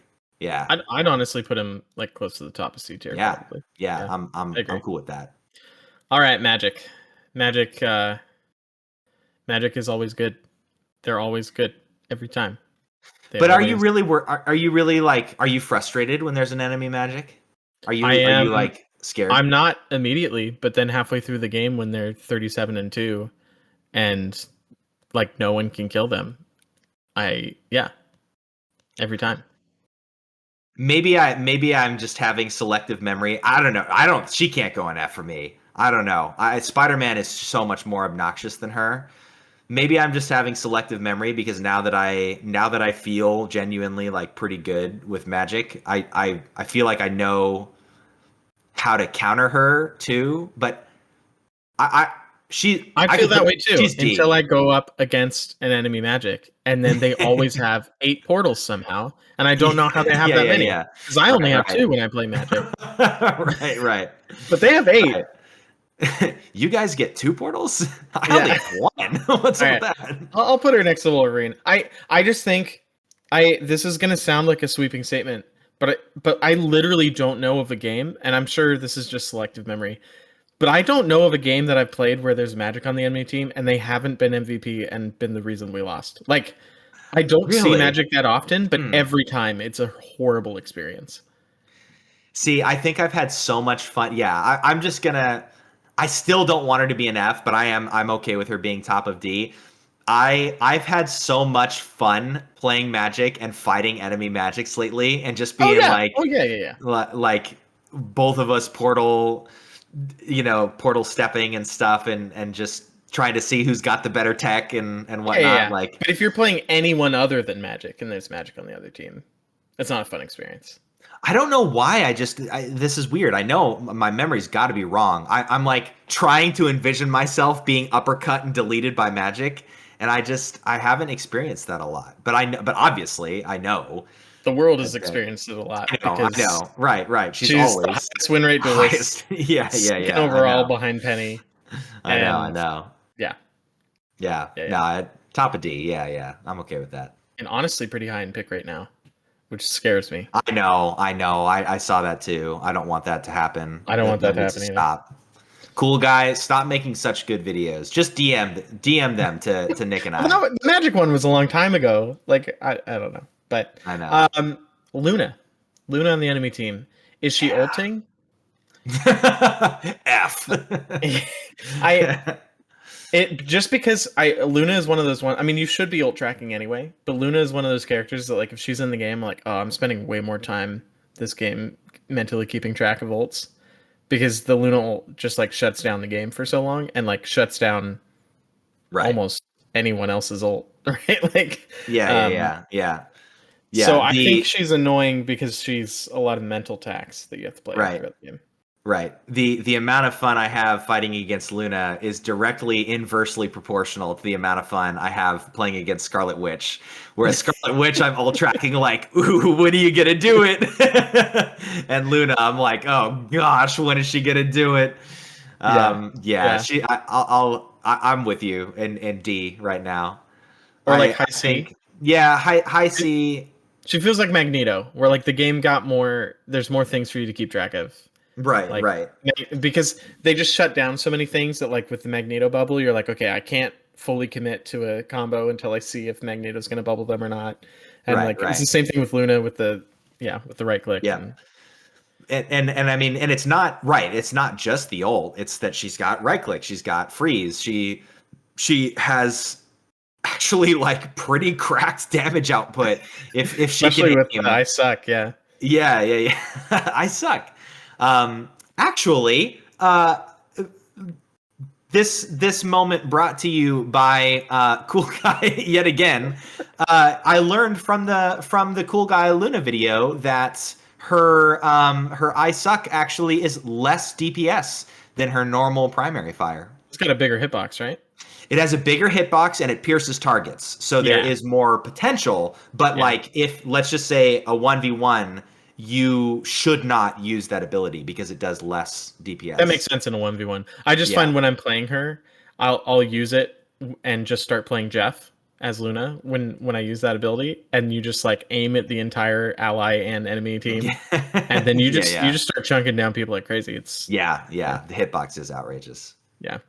All right, we got to keep moving. Loki. I know. I have no timer on. I don't know where we are right now. How annoyed are you with Loki? Loki's tough because I feel like the rune is so annoying. So he's got to be at least middle C, upper C. His ultimate, I mean, when used well, is the most annoying ultimate in the game, right? Like, because if Loki has any of the D or F tier characters on his team, then he's right up there with them. Yeah. Right. Yeah, I feel like Loki might be bottom of D for me, actually, because he's also on top of that great ult, same kind of like Magneto shield potential, except he can potentially do it to literally the entire enemy team, keep all of them from dying from literally anything in the game. And also he is insanely hard to kill with 2 doppelgangers and invisibility. Yeah, that's true. In my head, he's in D. With all of my like flank brawl mains, Loki is kind of, because of all those reasons, just like one of the most annoying strategists to have to deal with. Yeah, I'll put him low D with you. Yeah. Jeff is interesting. Yeah. I don't really care most of the time, unless it's one that hits 5 people with his ult every single time he uses it, or is incredibly slippery. I think Jeff ends up in A for me. Yeah. Okay, I'll put him top of A. Despite that, like his ult, yeah. If he's slippery, yeah. I just, a good Jeff can be close to F, but I don't find that most of the time. Yeah. All right, Iron Man, I want up in D too. Iron Man's D or F for me. I hate Iron Man. Yeah, I hate fighting Iron Man so much. So tired of him. Iron Man is actually probably an F for me personally. Okay, I was gonna put him in F, but I thought you were gonna make fun of me, so I didn't. No. So we can put him up there. Yeah, Iron Man is my new Iron Fist for sure. It is incredibly frustrating just to get slow beamed down and like looking around for like where to run, how to counter. Like you think you're gonna do enough damage to kill him quickly, and somehow he always out DPSs you as a squishy. Yeah. Like, yeah. You know what's amazing to me? Right now, our F tier are the 2 characters that people ask us to hero spotlight the most. Yeah, Spider-Man and Iron Man. No way, it's not happening. Oh, I'm sorry. And we're gonna right now. We're just gonna add the third part of that trinity. Right up there, yeah. Iron Fist. 100%. 100%. You know what's crazy though? I haven't seen an Iron Fist in season 3. Like, I don't have an Iron Fist memory in season 3 so far. I haven't seen many either. Like, I'm sure statistically I've played with one. I cannot think of one. Now you got me curious. How's he doing this season? Yeah. I can't even find him on the tier list. Oh, he's still up there. He's above 50, but his pick rate's pretty low. Yeah. Yeah, interesting. He's like 4 on pick rate. That's probably why. I don't hear cheaper Town Hall in my waking nightmares anymore. I'm not feeling the multi-gut punch garbage. Yeah. But the tier list is when you see one on the enemy team, how do you feel? Exactly. And yeah. Pure hatred. You seethe with rage every time. Pure hatred. Yep. All right, Invisible Woman. I think Invisible Woman on the other team's pretty annoying too. Yeah. I wouldn't put her like way up in F or anything, but I put her like high C, around the Luna Magneto. Yeah. Yep. Ultron kind of like. No, I'm there with you. I'd put her up there with Luna. I don't see many Invisible Woman players take a ton of advantage of the environmental potential of booping people off of the map. But she also has one of the most annoying ults in the game. Her healing is really nasty with the shields, being able to absorb a bunch of damage and she Invisible Woman I think has the highest 0 to full. She has the highest HPS in the game with the combination from her shield and her left click heals faster than any other character in the game. Spot healing on one person. Yeah. Mm-hmm. Yeah. I think Yeah, she's at least up there. Yeah. Yeah. Um. Okay, so we got her in C. Human Torch. Yeah, Human Torch is an A for me. I know that he's good, especially last season, but I I don't see good Human Not the Torch ones that players. play against. Yeah. Yeah, Yeah. No, yeah, I mean yeah, he's yeah. a little annoying just because the bad ones like just hang out like 3,000 miles above you, Yeah. and so they're hard to hit. Which But they then they shouldn't also just anyway. can't Like, do much to you when they're that yeah, high up. yeah, So they're just exactly. annoying because you're like constantly looking up, like where's that gnat? You know. Right, right. Um, Yeah, a good Human Torch should be really annoying because they're telling you you can't play in this massive area, but right. like that, I don't experience that very I much. don't see a lot of people use him for zoning, which is strange because that's what Yeah, his kit like does. I just see right, people try to like chuck fire at everyone directly. right, right. So okay, Hella on the other team. How annoyed are you with Hella? Hella, where you place Hella is directly proportional to your rank. I feel for people up in Diamond and Grandmaster, I'm sure that she's approaching F. For me personally, she's a B at best, Okay, high B maybe. yeah, I'll Um, put it around Bucky. Bucky Phoenix. yeah, Yeah, all generally good. I don't see many Hella. If someone's playing Hella, they're usually not bad. yeah. Her ultimate can be really scary. She can have insane, TTK, but yeah. How about Hawkeye? I feel like he's the other Star Lord for me. Like usually they're at least decent, just kind of like what you said with Hella. Yeah. And he's flying under the radar as always. And one shot headshots out of nowhere are obnoxious. So Yeah. I Yeah. his ult is obnoxious. So when I see Yeah. a Hawkeye in the enemy team, I'm like, oh no, there's gonna be some random BS go that just kills me a couple times in the game. Yeah. But yeah, Yeah, I instinctually wanted to put him in B, but my memory is also being manipulated by that last ranked game we played where Hawkeye was MVP the entire game. And I was like, okay, I have to focus this Hawkeye because he's just like absolutely wiping the team. yeah, that happens a lot. And when he isn't that good, he's still annoying. So Yeah, yeah, which is funny because he's second worst win rate in the game right now. I know. I know. But yeah, We're outing ourselves and our and the kind of players that we're fighting. but he's also barely ever played. So you got Yeah, that like that it's toss true. up of like just like Widow, like they're barely ever played. So yeah, they have a bad win rate, but there's such a small sample size that you might run Right. into the good ones just as Right, easily right, as the right. bad ones. Right. Um, Groot, Groot. So again, so many of these characters are so swingy based on where you want to mentally place their skill level. Like Yeah, a great Groot, yeah, D for sure. But like most Groots, like upper B, mid B, somewhere around there. yeah, Like, I'd probably put him around Moon Knight and Mantis. yeah, I'm not. If I see a Groot on the other team, like I'm not panicking. I'll start to panic if I'm getting walled off from my enemy team consistently.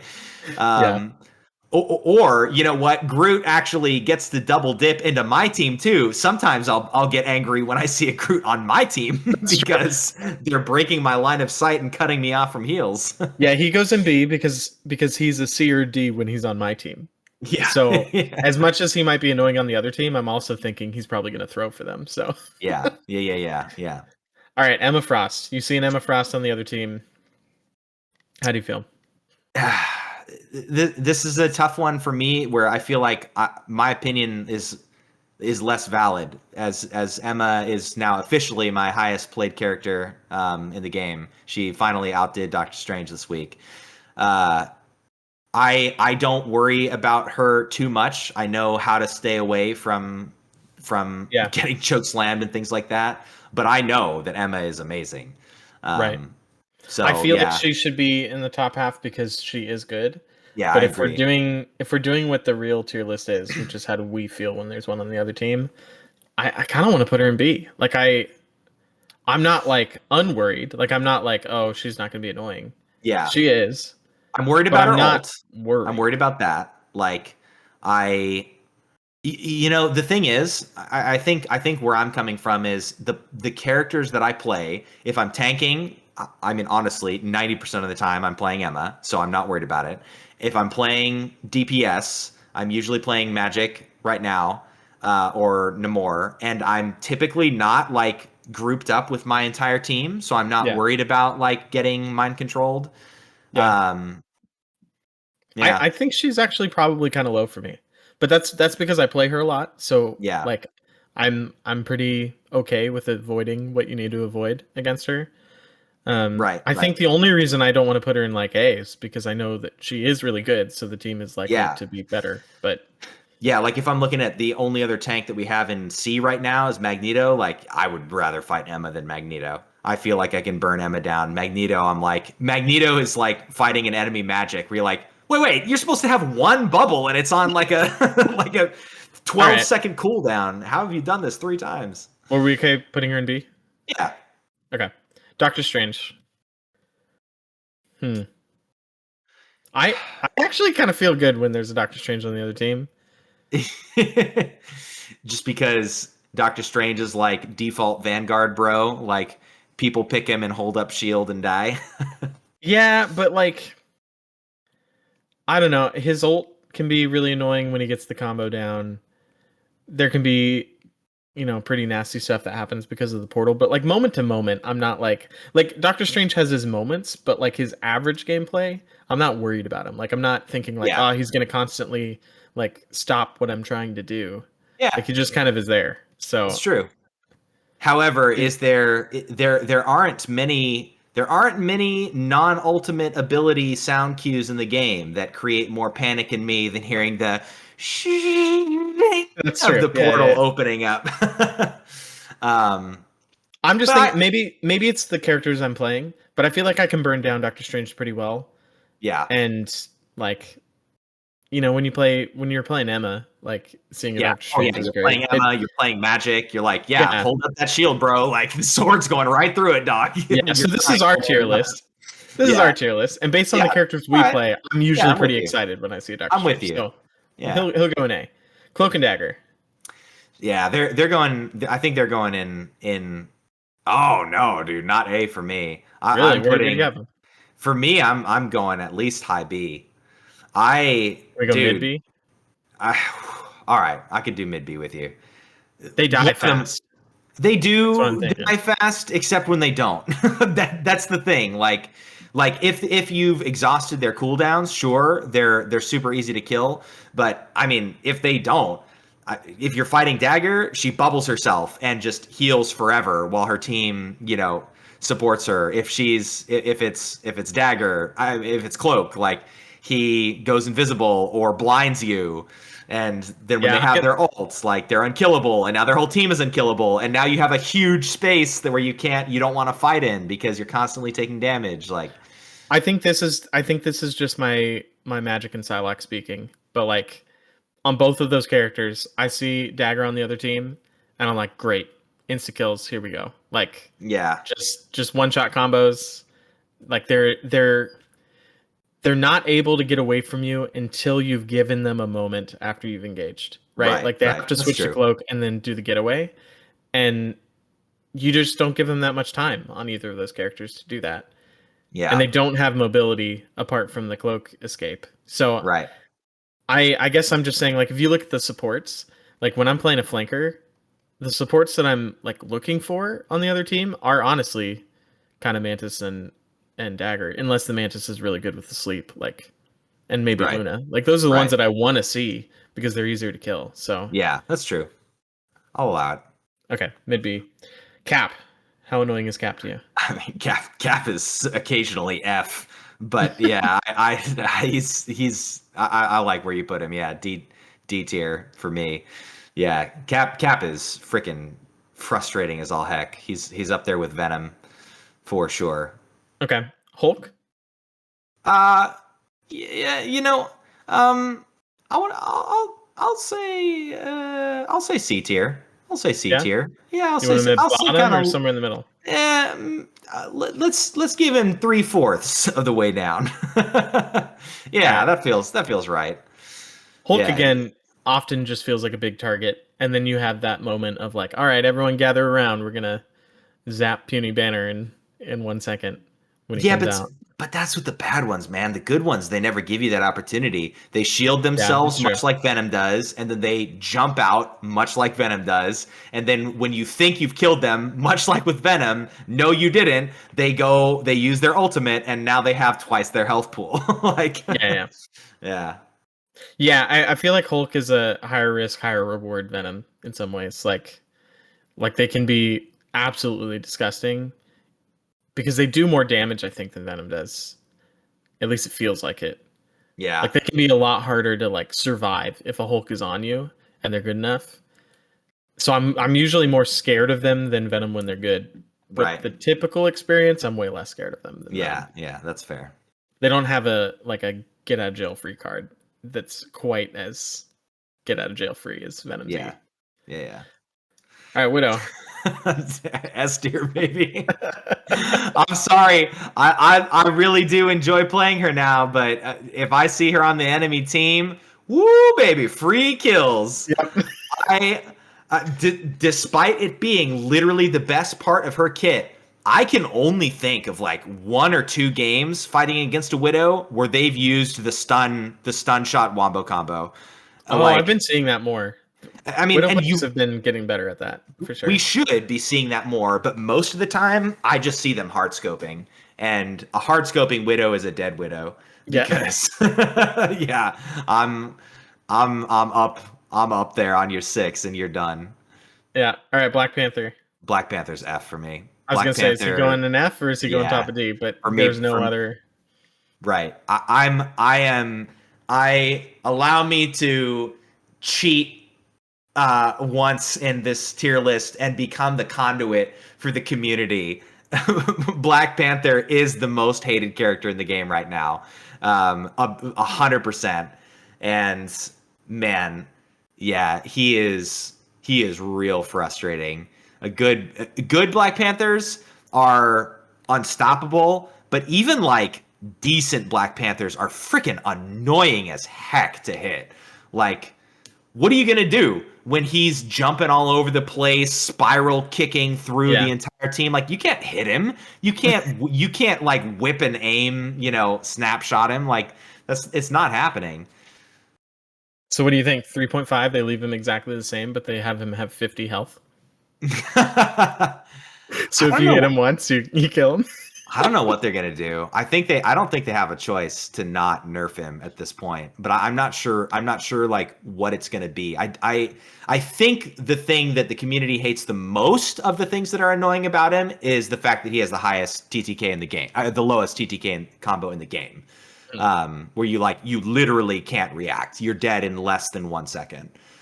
So I feel like they have to mess with that somehow. But I don't know how you do that without just like tanking him, Yeah. I want to make a comment here before we get to Adam Warlock and finish this off. Notice something that at least for us, the most obnoxious characters to see on the other team are all of the flankers, except Psylocke stays way under the radar in B. Yeah. And that is why I actually wanted to put Psylocke a little bit higher, is because I know playing Psylocke that people don't notice you as much as they notice the other 3 flankers. When the other 3 flankers come out, all the counters to flanking comes out. Like people start throwing Nemours out, people start throwing, pennies all over the place. People don't do that to Psylocke most of the time unless you prove that you're going to dominate the lobby. People don't try to counter you, which means you kind of just get to do your thing under the radar and end up like 22-5 and people weren't annoyed with you. So I think honestly one of Psylocke's best tools at this point is that she's the only flanker that people aren't annoyed with. People aren't, right. They don't immediately think. And that, Ultron, that I just, to piggyback off of your comment, Ultron is the one strategist in the game that I think gets that flanker tax. We're like, dude, when as a Ultron like strategist main, people hate you. Like the enemy team wants to see you dead so badly. There is no other character in the game that I play that I feel I get counterpicked against as much as I do with Ultron. Right. But that's a good observation. Also, observe that the first 7 characters in this list are all duelists. Oh yeah, of course. Most annoying. Yeah. And then we've got the big annoying tanks that never die after them. Okay, our final one, Adam Warlock. Yeah. I would put him bottom of B. Really? Or, well, because the thing is, no, you know what? That's too high. I can't do that. He goes in A for me somewhere. Yeah. I look at him and I'm like, he might get a good res and win a team fight, but most of the time, that's not happening. I'm just murdering him. I know. Born again, and then he's dead. And I'm realizing this more and more as this show goes on, that like every time we talk about him and we talk about his ult, I think less of it than I did the time before. I remember when I wanted to put his ult in S tier, and I think about that now, and I'm like, I would never even consider it because of how seldom he gets like really good value out of it. Yeah. Which is crazy. I mean, you think about that, like they gave him the Mercy ult that they had to like massively nerf in Overwatch. Yeah. And it works. Mercy, who was somehow like the best in the game, like the best ultimate in the game. Right, and it's the same ult, and it works just fine in this game. I mean, it's not exactly the same ult. There's some differences that are probably pretty important to it, but I want to think about. I want to think for a second of like what, like Mercy. She flies in. Just she like the whole map. No. She has to be in range, just like him. I think part of it might be her mobility, that because she can fly toward dead players. I thought she had a full team res at the beginning, right? She does. Yeah, she did. But she had to fly to each individual person? No way. No. I'm saying because she could fly to dead players, she could move very, very quickly toward her team, and then could res all of them. I feel like in Overwatch, like people deathball way more. I feel like there's way like more scattered fights in Rivals than there were in Overwatch. But maybe that's what they noticed. Maybe that's what they noticed with Mercy and like designed Adam this way. Is like he has absolutely no mobility. Yeah. Right. So maybe they were like, you know what? If he can't get to people who are dead easily, then we can have him have a full res, because he's never going to get all the way into the battle if he does it from a safe location, and that like stops it from being oppressive. Right. He's also completely vulnerable. He's stuck in an immobile idle animation, whereas though Mercy did slow down and she couldn't like shoot her pistol or anything like that, she could still move around. She was still moving. Yeah. Well, interesting. Here's our tier list of everyone that annoys us, and surprise, surprise. Why is it when I talk about annoying characters, it's always you three? Black Panther, Iron Fist, Spider-Man right at the top.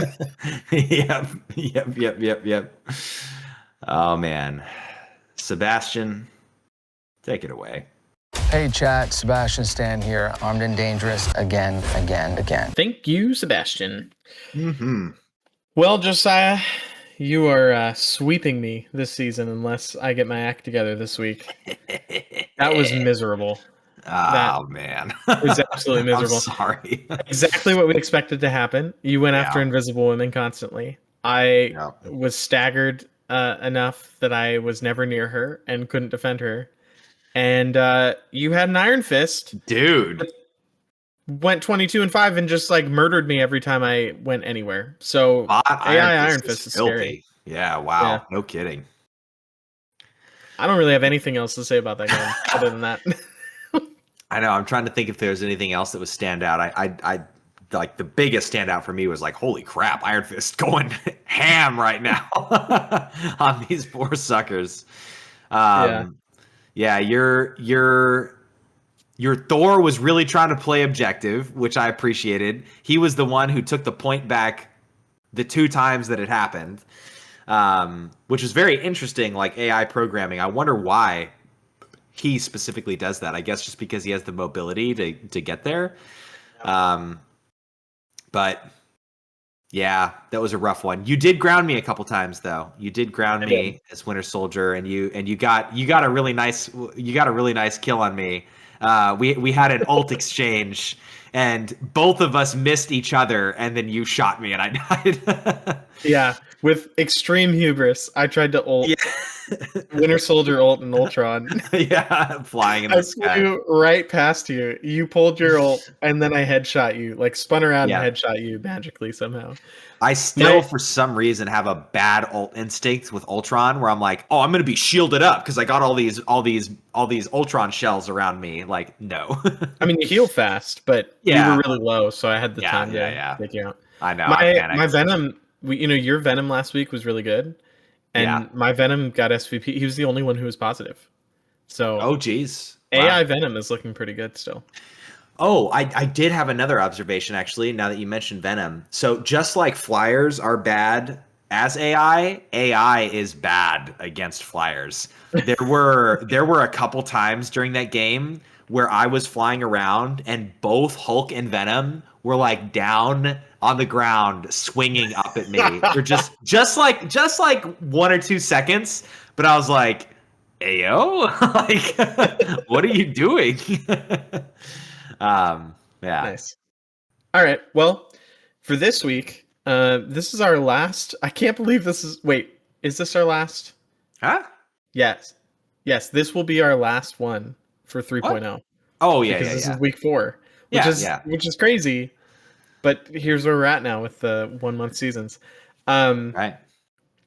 Which means that after this week, we could get Blade on our team. Oh my gosh, I can't wait. Blade Captain, when? All right, but we decided we were going to do something fun, especially with it being the last one, and I need to win. We're only going to draft one team this time, and we're going to do a mirror match.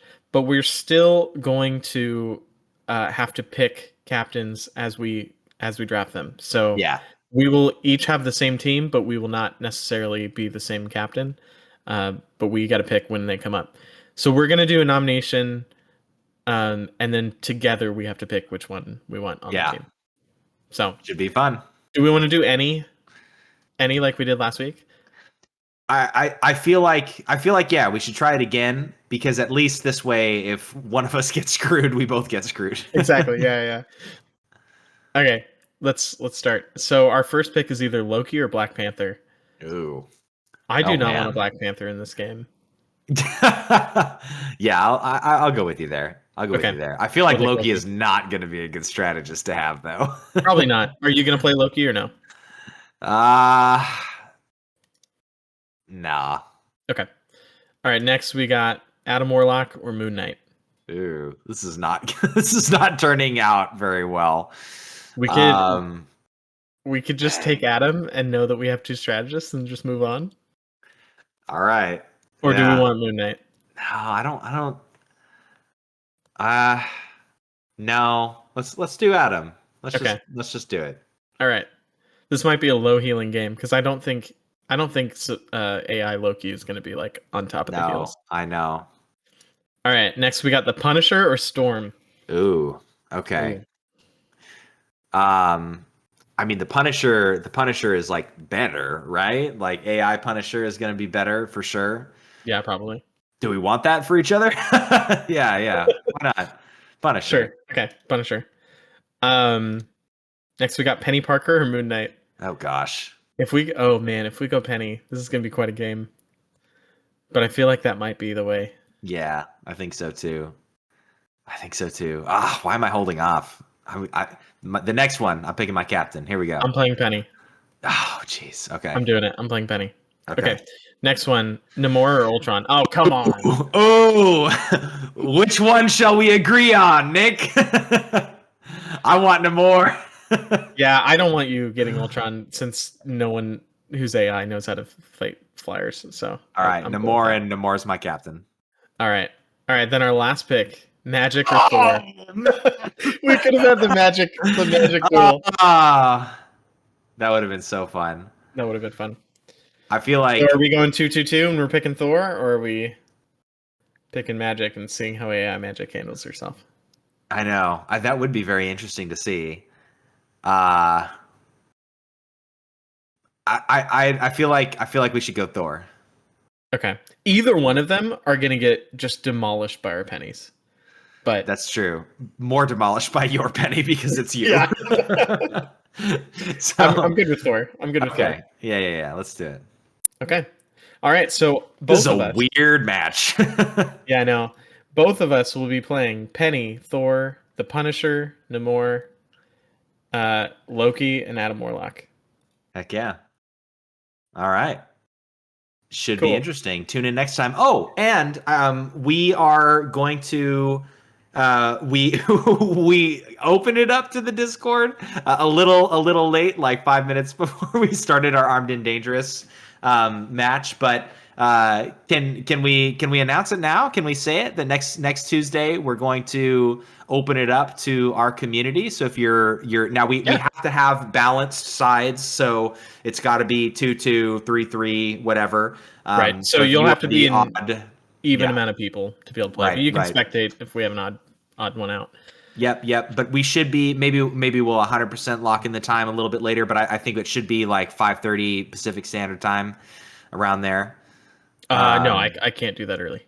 Oh, that's right. It'll need to be later for you. I forgot about that. I forgot. Well, So what we'll do is when I make the announcement on Discord for the episode dropping, it'll have the time. So you guys go check the Discord if you didn't see it before you listen to this. Yeah. Cool. Let's talk about everybody's favorite land shark, Jeffery.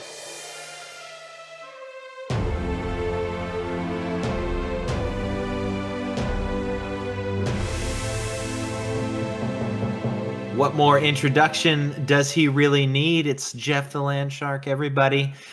So our method for Hero Spotlights, as a reminder, is that we alternate between Nick and my most played characters. Our most played characters in descending order. And it's my turn. I haven't had a turn in a long time. I've had to wait friggin' since episode 21. Yeah. But yeah, this is my 7th spotlight, and Jeffery is my 9th most played character. Nick, where is he at for you? He's actually my 10th most played, and he would have been my spotlight if it was my turn this week. So just like Penny with the last one, Yeah. Or not the last one, a couple ago. Right. We're sharing them. Yeah, that's appropriate for Jeff. That feels that's the level of wholesome that we need for this spotlight. Yeah. All right, so let's get into Jeff. So Jeff is a very new character, so there's not really much lore here, and most of his comics are just kind of cute, like Infinity Comics, where they just have him do fun things as a baby land shark. Yeah. So there's really not much lore here. So here we go.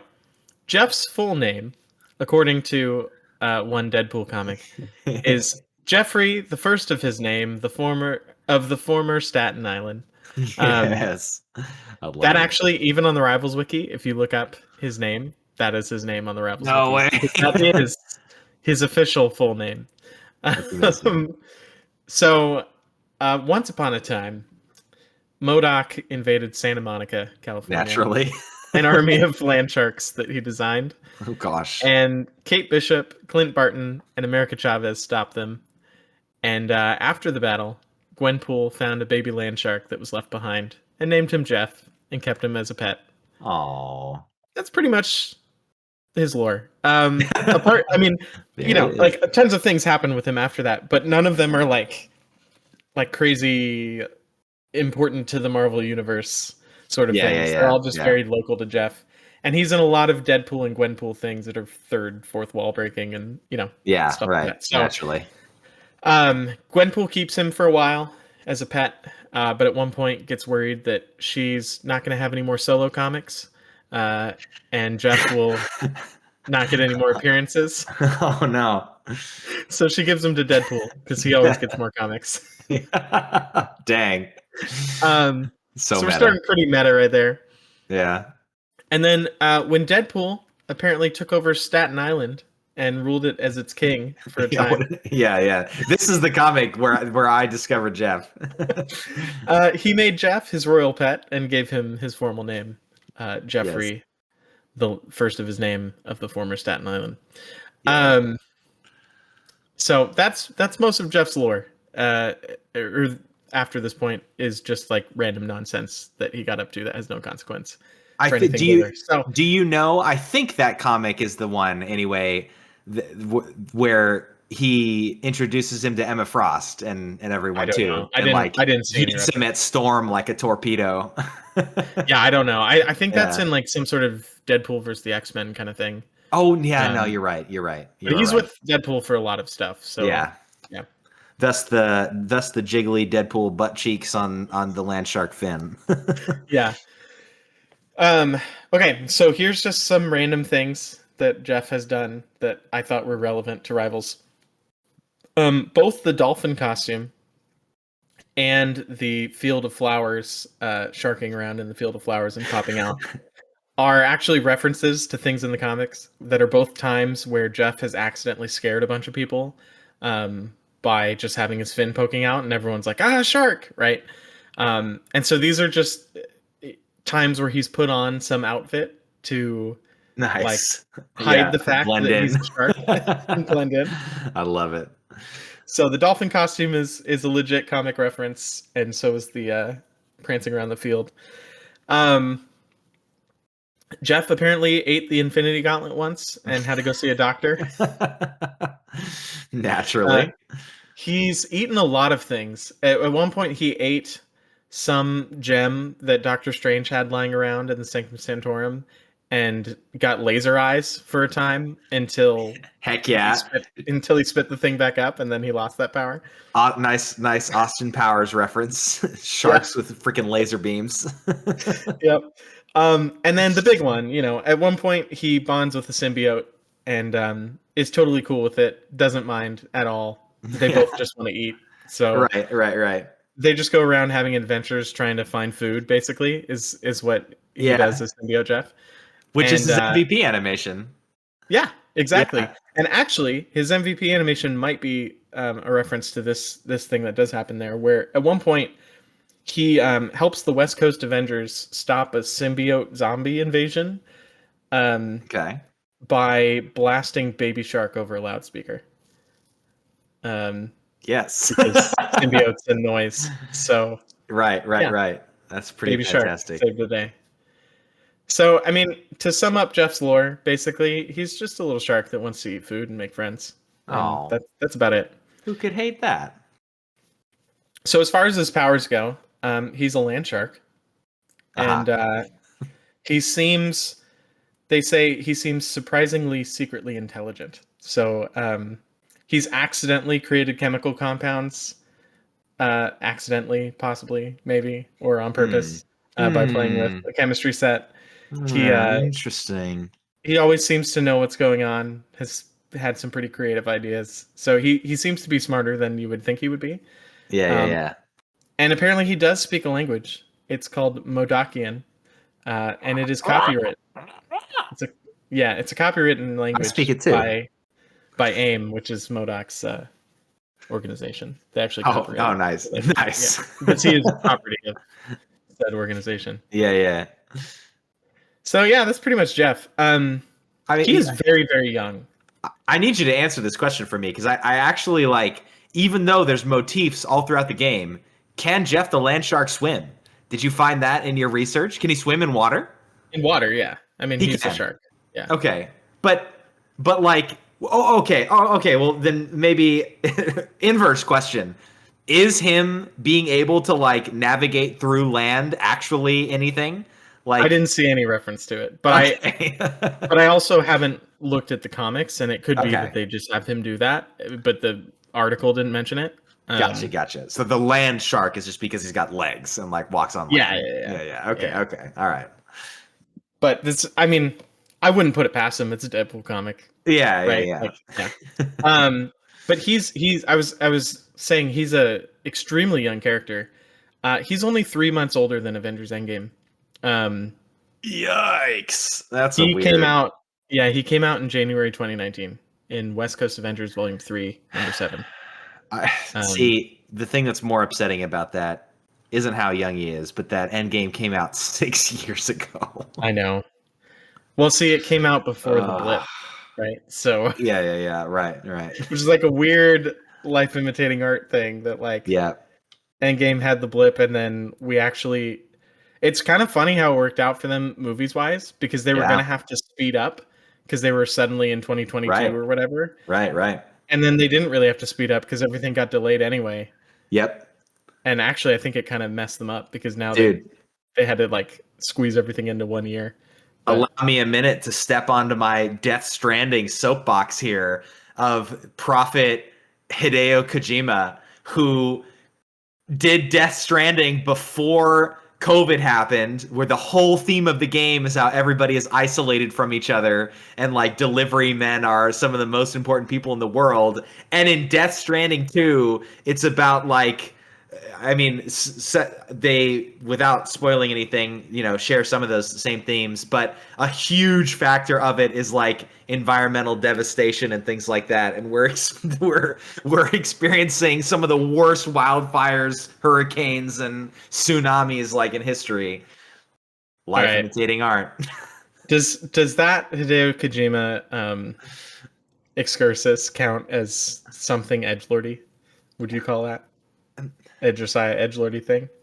I don't think so. No, the like the deep angst of Hideo Kojima being a prophet. Are you playing bingo without me, dude? Is that what's happening right now? It depends. Does that count as something edgelordy? No, it's not edgelordy. I'm just explaining. Okay. Can you say something edgelordy then?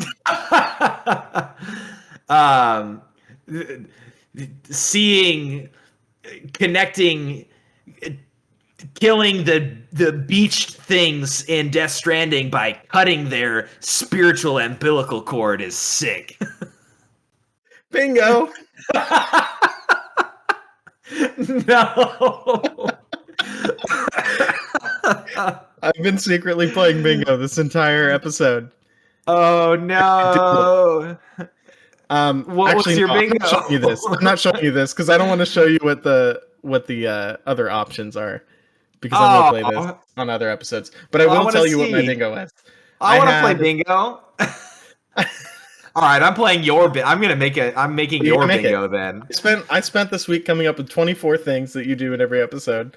Hey, that just means I'm iconic, dog. All right, that just means I'm quotable. Do you want to hear it or no? Yes. Do you want to hear the bingo? Okay, I almost had bingo multiple times, by the way. I know you pretty well. So I had Nick ruin something for Josiah or astounds him in some way. And Squirrel Girl going into F tier was you went what? Oh. So I got you there. Something edgelordy. Thank you for. I felt like the Hideo Kojima, like, oh, he's a prophet, was enough for that. Then I had the free space, and then I had Mr. Fantastic Cringe Rage, and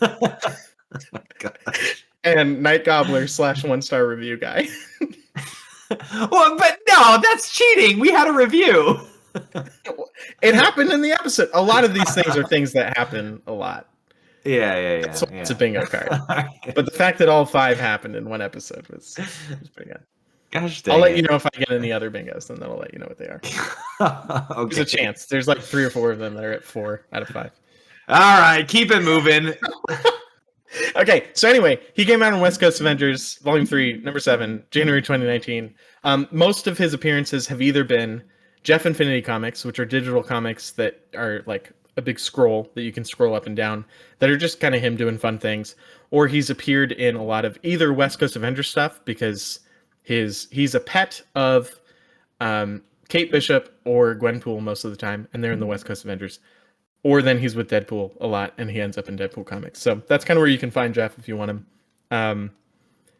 He hasn't been in anything. He hasn't been in anything movie wise, so nothing for the MCU. Hello, yet. You missed. Here you go, bingo 2. You missed putting Spidey and Friends episode on there as he checks his bingo card to see. Spidey and Friends is on there. I know it is. It doesn't get me anything. Yeah. Let me predict how you predict me. All right. Yes, he's in Spidey and Friends.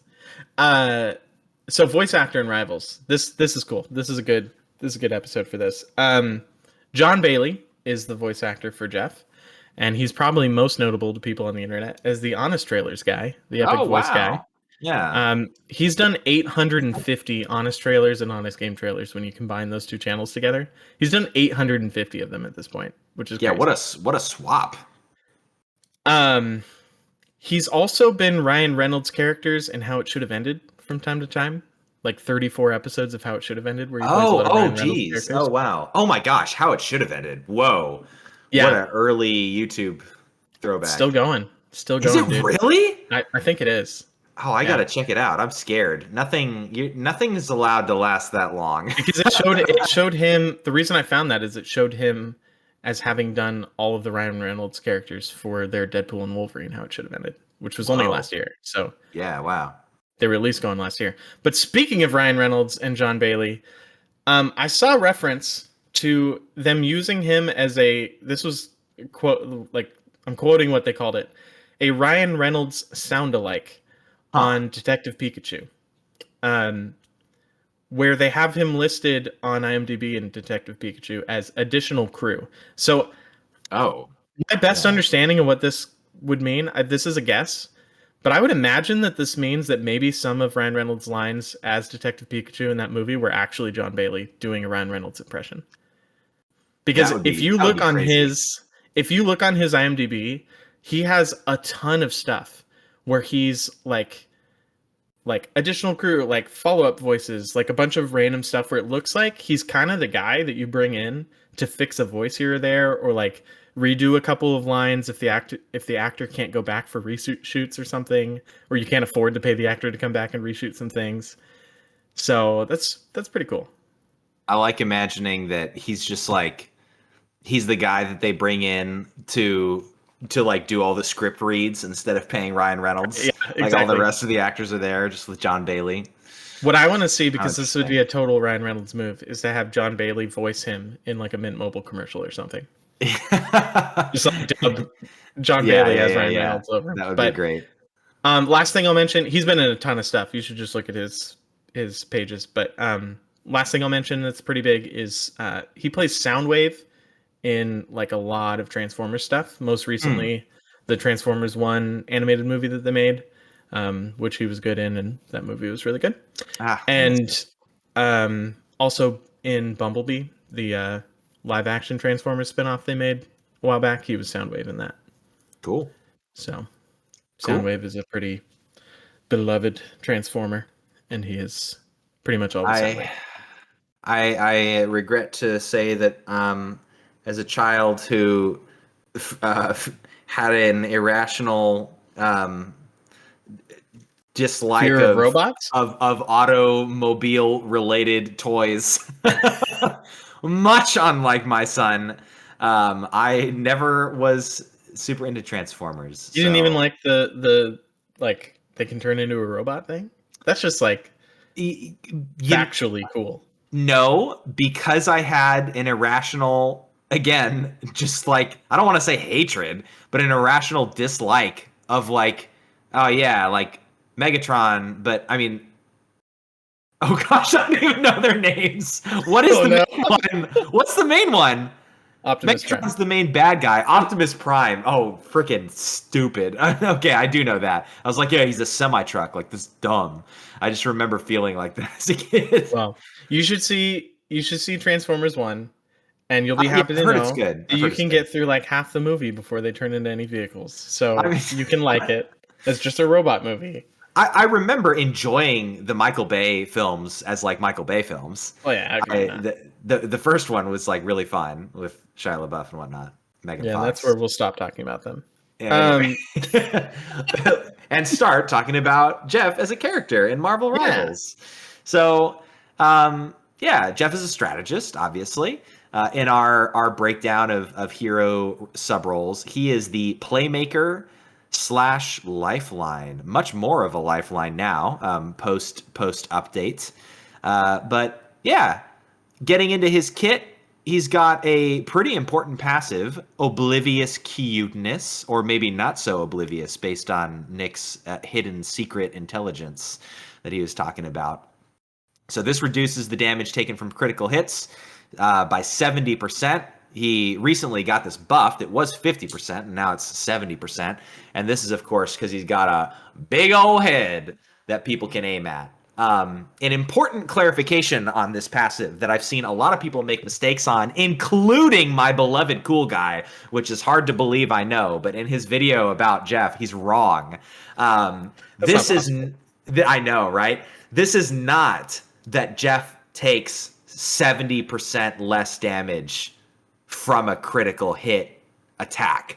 This is that of the extra 50% usually damage that you take from a critical hit, Jeff takes 70% less of that. Okay, yeah, that makes sense. So if a attack did 100 damage, Jeff would take 100 damage, and then he would take an extra 30 damage rather than taking an extra 100. Yeah, exactly. So that makes sense. That's how that works. So you can survive. Jeff cannot be one shot by a Hawkeye. He's the only squishy of which that's true. But don't like over rely on it, I guess is my point. I mean, this is like the most passive of passives. Like there's you don't have to think about this ever. Like you don't have to know this exists. Jeff just doesn't die from headshots as much, which is good because your head is humongous. And if you did take regular headshot damage, he would be the easiest character to kill in the game. So if anything, this is If anything, this is not like important for you playing Jeff, but this is important for you to know as people who are playing against Jeff. Like, don't be like, I'm just not going to aim for headshots. Like, no, you're going to kill him really fast. Like, you're still going to do a lot of damage with headshots. So, yeah. Moving on to his primary attack, Joyful Splash is left click. So he unleashes a healing splash, part of the beam team. This does a 130 damage per second healing, and it does 70 damage per second. Now with his update, it has fall off starting at 20 meters, decreasing to a maximum of 65% at 40 meters. And I actually can't remember. I did know. I can't remember if this is only fall off on the damage or if it's fall off on the healing too. Okay, all right. That's what I thought. So he maintains his maximum healing at all ranges. He's got 100 ammo, and it fires at fire rate is 20 like ticks per second, and it's at 100 meters per second. So this is the main thing. This is his number one thing that you're focusing the most on. It's the most of his damage potential. It's the most of his healing potential. To get the most out of his healing, you pair it with his other abilities, but this is the one where you really need to think about your positioning. That's like the whole point of this ability is you want to be in a position such that you're able to heal as many members of your team as possible and do damage to as many members of the enemy team as possible. Yeah. People like don't sleep on how much healing and damage this does. Like, you can burn people down really quickly. I feel like we've used this example before with like Cloak and Daggers and Scarlet Witches like suck. Like, this is right there with both of them. It's exactly the same. Yeah. And where theirs, you just can't hit anyone at 20 meters. He just gets fall off. That still is at 65% at infinite range. So exactly. 65% is still 45 damage a second. Right. At infinite range in a beam while you're healing everyone else. It's insane. Right. Joyful Splash, also known as AA Cannon, because flyers beware. He's joyfully splashing you out of the sky with this nonsense. If you don't have your mobility abilities off cooldown, like, you can get nuked by a Jeff really quickly. So I feel like to get into more of the value of this, I need to get to his next ability, which is his healing bubble. So his E, he spits out a bubble that heals the allies that collect it, granting them a healing boost and movement boost while also launching up nearby enemies. So this is 30 healing per second. They get a 15% healing boost, and everybody who is affected by the bubble. They get a 60% movement boost for 4 seconds. All of this lasts for 4 seconds, and He gets three charges of this. Each charge has a 6-second cooldown. And the duration do you know what? I should have looked at this before. I don't know what that duration is. Duration 180. Is how long the bubble can sit before it despawns. Oh, yeah. That's right. It's 6. It can sit around for 3 minutes. Yeah, 3 minutes. 3 minutes. Yeah. And then of course you touch it to pop. So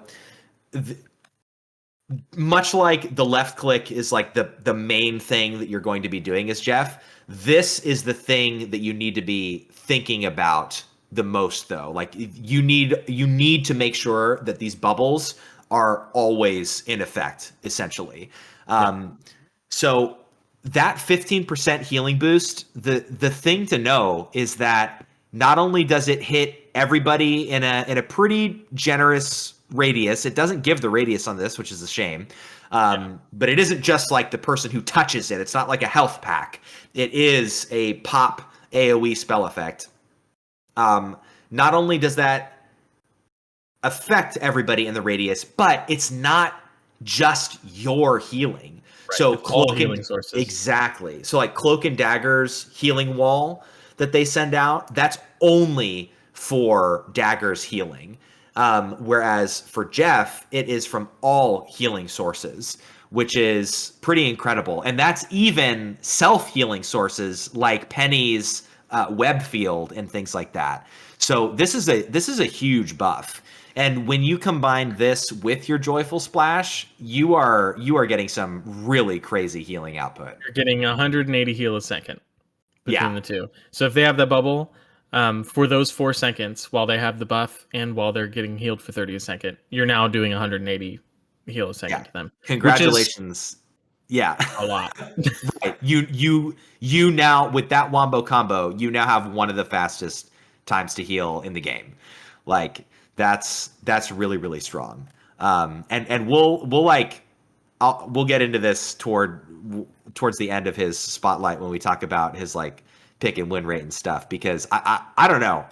I feel like Jeff is just generally a pretty slept on character, even though his pick rate is pretty decent. I feel like he's a character that a lot of people don't know how to play. He gets the like cute new Marvel Rivals character tax that like tanks his win rate even in competitive. But I don't know. I feel like he's got a lot more potential than people give him credit for because of things like this combo. Yeah, and we'll get to the playstyle later too, but like I think part of it too is that the left click is so powerful and is such a like core part of his kit that it kind of lulls people into like, all I'm going to do is hold left click on as many people as possible, which is like, you do want to be hitting as many people for that cleave, like heal and damage.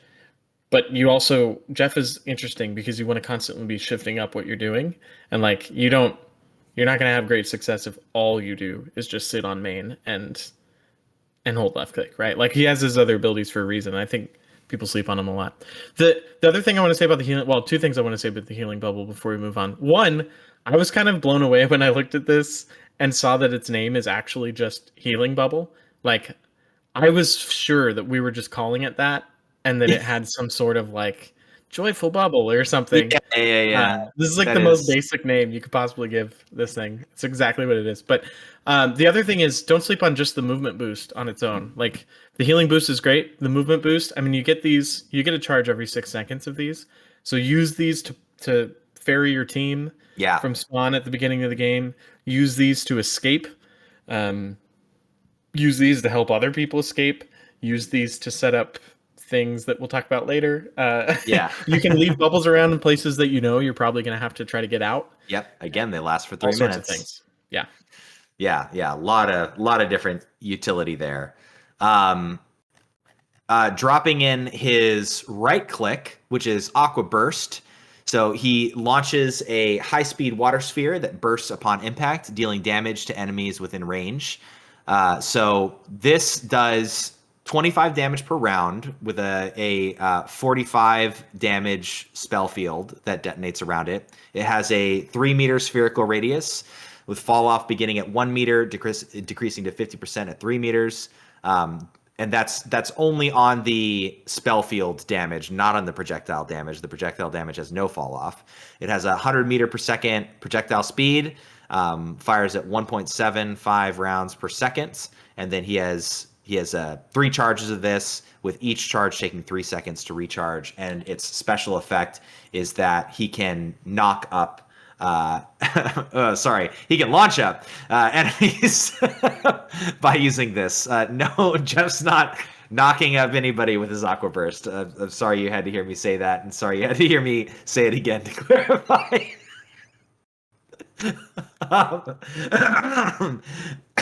This is a professional, family-friendly podcast, everybody. So, yeah, we talked about Nick and I prior to starting this segment. Talked about how we didn't want to like talk too much about his past play style, but this being like one of the main components of his past play style that changed a lot. I just wanted to mention. I think a lot of people like. This was his main mode of DPS, right? Because his primary attack had no damage at all. So I think a lot of people who are struggling to play Jeff now, post rework, are struggling with this because they think they're supposed to be able to like kill heroes with this, and you're not. That's not what you're doing with this. This is now a maybe not like exclusively, but primarily a very defensive utility rather than a DPS thing. Like you're never going to use this if you're trying to DPS somebody. Your primary attack does way more damage. However, what this does is this can 100% prevent your death, prevent teammates' deaths. When you have people coming in trying to get picks, you've got, especially when it comes to like flankers and things like that, like being able to launch up enemies who are potentially going to get like a massive kill streak going by either like think of like Black Panther or Magic or Winter Soldier or someone who has an ult ready. Like this can really wreck someone's strategy. Yeah, this is your anti-flank tool. Like Jeff doesn't have like a hard CC, but he has this launch up, and it's pretty forgiving on the aim because of the spell field and everything.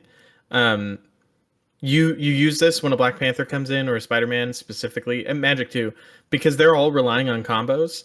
If you move them out of position, they're missing it, and they're either having to get back out and reset, or they're just gonna whiff and run right into the middle of your team without their cooldown, and they're an easy pick. So this really is like this is your Luna freeze. This is your Mantis sleep. It's not as obvious that that's what it is because it's not as hard. Like by that I mean like it's not as much of a hard CC, right? Yeah. This is your way to knock people out of what they're expecting to be doing for sure. Right. And I just want to say, very, very uncommonly, but for those of us on the environmental kill train, it is possible. It's possible. If someone's right on the edge of something. Yeah. I saw a clip of it might have even been from the Cool Guy video. I can't remember, but there's a clip of a Black Panther who is going after the Jeff, and the Jeff like preempts. He like fires the aqua burst of the Black Panther, who does the corkscrew dive and knocks him out of that. And then Black Panther casts his ult and he hits him again, which pushes him just far enough out of range that Bast hits no one. And then he hits him again and kills him. Yeah, that was the Cool Guy guide for sure. Yeah. And it's like, dang, like just seeing that moment. The likelihood of that happening super consistently is probably relatively low, but still, like just being able to do that is pretty crazy. This is an aside, but I just have to share it because it's relevant to what we were just talking about, and it made me happy. Last night I was playing gaming comp where Doctor Strange put a portal on the ground, and he used his shift to fly out of it, like straight up out of the ground, and used his ult in the air and was like coming down to land on my team. And I was playing Invisible Woman, and I pushed him right back into the hole. Yes. It was I fun. love it. I made fun of him for it, and then he was like, "Oh, I was trying to aim in the hole like once you hit me." And I was like, "Okay, what was on the other side of the hole? Like, why were you trying?" Yeah. He was like, "Oh, it was just over the edge of the map." I was like, Okay. Sure. Yeah. Sure, buddy. Sure, buddy. Anyway, you can do that with Jeff, theoretically. That's how that's connected. Okay, moving on. Yeah. So his next ability, hide and seek, his shift. So he dives into the scene with only his dorsal fin exposed, granting him a movement boost, and Jeff also heals and gains the wall crawl ability while hide and seek is active. So it's an instant cast. It does 35 healing per second, gives him a 60% movement boost, which gets to stack with his bubble, by the way. He gets 120 energy with this, so that's a new change. Is it used to just be infinite, but now he gets energy, so 120 energy. He takes 20 energy per second, and then he gains 15 energy per second when he's out of hide and seek. And so then if you go from full energy to empty and then let it refill, you got 6 seconds of using this, and then 8 seconds to charge it back up. Yep. And then during the dive, he's unstoppable. So he can't be, you can't like grab him or CC him or anything while he's in the dive. You can only do damage to the dorsal fin. So that's huge, actually. Yeah. He can very easily just decide he's unstoppable. As long as he has some charge around. Yeah, right. All the time. And they're really good Jeff players when they're in combat situations that they can't easily get out of. They're like constantly diving and popping up somewhere else and moving around. Like it gets Jeff players turn into Spider-Man in 1v1s where they're just like flying all over.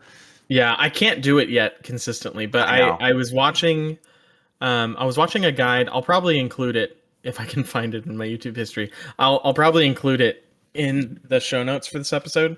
But it was a guide from a rank 1. Like he was rank 1, top 500, like whatever, top player, whatever, for a while as Jeff. He's done it like multiple different seasons. And he was just talking through a bunch of different Jeff tech. And one of the things he mentioned is, just brutally take advantage of the fact that you can be unstoppable pretty much whenever you want, as long as you manage your energy well with this. Yeah. Because I don't know of any other character that can just decide CCs aren't going to hurt me that consistently. Emma can do it once with other than the thing, but like Emma can do it once with diamond, like going into diamond form consistently. But they nerfed that in her. And there's a huge cooldown for diamond form that Jeff's thing does not have. The other thing he mentioned is that the hitbox reduction happens, as you're diving too. And if you dive and then use another ability like your left click at the same time, you will dive and then immediately come back up, and you will not use any energy. So you can dive and come back out. Oh, I didn't know this. And just be diving and hitting left click and not use up your energy, but still be really annoying. That's cool. That's really cool. I gotta mess with that now. Yeah, me too. Between this and your last week tech tip on Phoenix's fire dance, melee fire dance, I gotta test some of these movement cancel abilities now. Heck yeah, I'm excited to try that. Well, finally, he does have an ultimate ability, one of the most iconic ultimate abilities in the game. It's Jeff.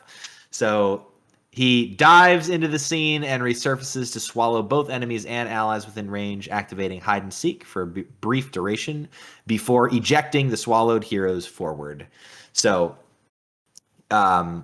this does 25 damage per second while enemies are swallowed. He does 225 healing per second while teammates are swallowed, and he has an overflow healing effect on swallowed allies who gain 45 health per second as bonus health, up to a maximum of 150. This duration lasts for 6 seconds. It has a 5-meter high cylinder with a 20-meter diameter, massive radius, and has a pretty high energy cost at 4,500. And then, of course, it doesn't give the range that he gets when he spits people out, but obviously we all know it's pretty killtacular. So Yeah, there's so much cool stuff here. Like this is one of the biggest playmaker abilities in the game. I mean, Jeff more than almost any other character can like solo flip a match and turn a loss into a W. He can also throw by swallowing the entire enemy team and letting them kick up. Yeah, and C9, because very important to remember. I meant to say it in hide and seek, but I'll mention it now. While you are in hide and seek mode, which you are in during this ult, you don't have physical presence on point. Whether it's domination or it's payload, if you are swimming around in hide and seek, you don't count as being there. The game does not register you. I've seen so many games like be thrown because of that. Which, just if you're Jeff and it's in overtime, you best know that there is another person on your team on point before you swallow the 5 enemies on the point. Yeah. And also make sure you don't swallow your one teammate who's on the point. At C9. Yeah. Many different ways to make the team very angry with you for your almost super cool play. But it's okay because they can't be toxic to you anymore because the end of rank or the end of game screen is too long. So just leave, just Alt F4 before they see their progression markers, and you won't have to deal with any of their rage. But no, I mean, incredible potential as an ultimate. I want to see. I don't have like. I wish I had some cool tech to share about this. Like I want to see more like positive team usage where you buff your enemy team. I have seen that in game a couple times. I haven't really seen it play out super well, to be honest. But yeah, being able to swallow your entire enemy team, get to a weird angle. I mean, you could basically treat it like a Doctor Strange portal that buffs the entire your entire team with 150 bonus health. Good. But yeah. I have some Jeff ult tech to share from top rank share 1 with the class. Jeff main guy. He gave 2 ult techs. One is I think he called it soft landing, but basically the roofs and stuff where you can like kind of hover and not actually hit the ground. Have you seen those? Like there's certain where you don't actually hit the ground. If you ult, you can ult there and go. Yeah, you can ult on that and then just hang out there for a really long time. And your timer for the ult does not start until you land on the ground. So what he was saying is you can do that and get the yummy, and then just wait. And people will forget that you had the ult after a few seconds because it's normally a 6-second thing. And so they're waiting for it. They forget you have it, and then you can get an easy one. The other one, which is also related to that, is if you ult on high ground. So he showed on Midtown, like jumping up onto the ambulance and using your ult. The big circle that shows up on the floor when you actually like trigger your ult only shows up on the top of that high ground. It doesn't transfer all the way down to the ground and show on the lower ground, right? Because you're not on that ground. But you will still swallow people because your ult is a sphere. So if you can get up onto a little bit of high ground and ult from there, you can stealth ult. And you have to be able to keep track of like, are they in the area where I'm actually going to get them? But he showed a clip of him jumping up onto the ambulance, ulting, and the rest of the enemy team was like right under the ambulance. No clue that he was right there. Man. And he swallowed like 4 of them. So that was a big one. The last one is he was talking about a lot of people don't know what to do if you Jeff ult and you can't take people off an edge, right? Like if there's no edge. Midtown is another good example of that for the most part. He was saying that if you can swallow the 2 strategists on the other team, or a tank, or anyone really, but if you can take 2 or more people with you, and you just run as far as you can in the other direction for what's going on, you've made the fight into a 5v4 or better for your team for a good 15 seconds by the time they come back, right? And a lot of times the people that get spit out at the end, if their squishies are low enough that you can kill them alone as Jeff anyway. So it's a really good staggering tool, even if you can't pull people off. Even just if all you're doing is running away with them, spitting them out, and then coming back to your team, it's throwing half the enemy team out of position. So Yeah, I'm embarrassed with myself now because I did know a couple of those things, and I said I didn't have any cool Jeff deck. But one additional thing with what you just said about just preventing them from rejoining the fight. When you, even if you are in a position where you can get a big wipe with this ult like very quickly, hold them for as long as you can, because every second counts. And while I know you're urgently like, oh my gosh, where's the edge? Like, and you want to just like get there and dive before, before you spit them out, like hold them as long as you can, because every second that they're in your tummy is a second that they're not hitting the respawn timer and they're not coming back to the fight. So, yeah. The last thing is not so much a secret. It's something I've heard from a lot of different people, but just something that we should mention while we're talking about Jeff and his ult is we talked about the bubbles being useful even just for the movement boost. A lot of higher ranked Jeff players will set up bubbles leading towards an edge before they ult, like they know they're going to sometime in the next 3 minutes. They'll set up some bubbles out of the way so that they can just use them as checkpoints to speed themselves up and get further away. So sometimes the ledge is kind of far away and you wouldn't be able to make it on your own, but you can make it with the bubbles. Imagine you're setting up a Mario Kart course for yourself. Exactly. And you've got the speed boost rainbows on the ground. And then you get mad when your teammates just walk over it for healing and you're like, no! Yeah, right. The one time that a Jeff will get mad, all the other times they're like, does nobody see my bubbles? Are these not good enough for you? and the one time you don't want them to see it, they'll see it. Yeah. Oh, man. Well, Jeff's got some team ups. He used to have Rest in Peace team up with Luna. I still miss that one where he could freeze the ground, do extra damage, and slow enemies. That was really, really nice. But that's okay. Maybe we'll see it again someday. But right now, he's got 3 active team ups, and he's the anchor for none of them. Which is very interesting. So he's got, of course, the iconic Jeff NATO team up with Storm, consumes 2 ultimates, but we have talked at length. Nick has made me a believer that this is one of the nastiest team ups in the game regarding being able to hold off the enemy team. Win a team fight. Yeah. Yeah, right. Win a team fight and win it in a really long, drawn out, obnoxious way. So if you don't know what we're talking about, this is it's his ult, but combined with Storm's Tornado. So 60-meter radius. Wait. Sorry. It's all the same radius as his normal ult, except he swallows them in the Storm ult, and the swallow damage is a little bit different. It's kind of complicated. I'm not sure like how the damage per second plays out. I actually don't know if it's doing the same thing, but essentially they all die. Yeah. We don't need to go into it more than that. Just right. Wait for your Storm to do it and hop in. Right. I apologize if you are the person who's looking for the absolute most minute damage details on how to capitalize 2 ultimates used together. I'm not the guy for you.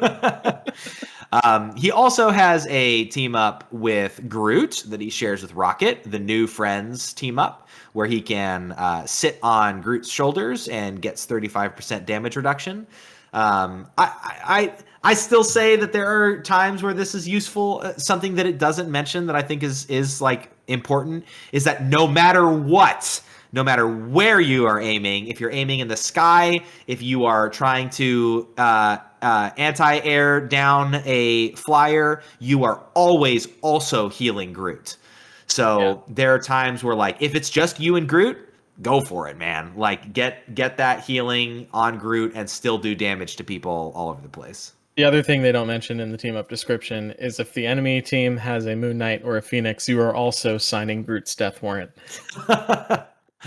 Yeah, and there yours. is that too. It's probably not good most of the time. I will concede. And then finally, he has a team up with Venom.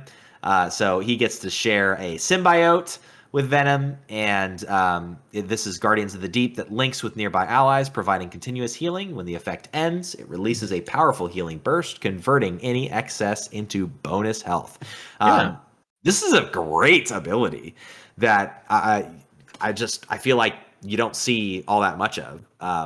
Only a 20-second cooldown, 10-meter spherical radius. It does has a 5 heal second a second for 5 seconds. I mean, it's 350 health you're giving to anyone around you.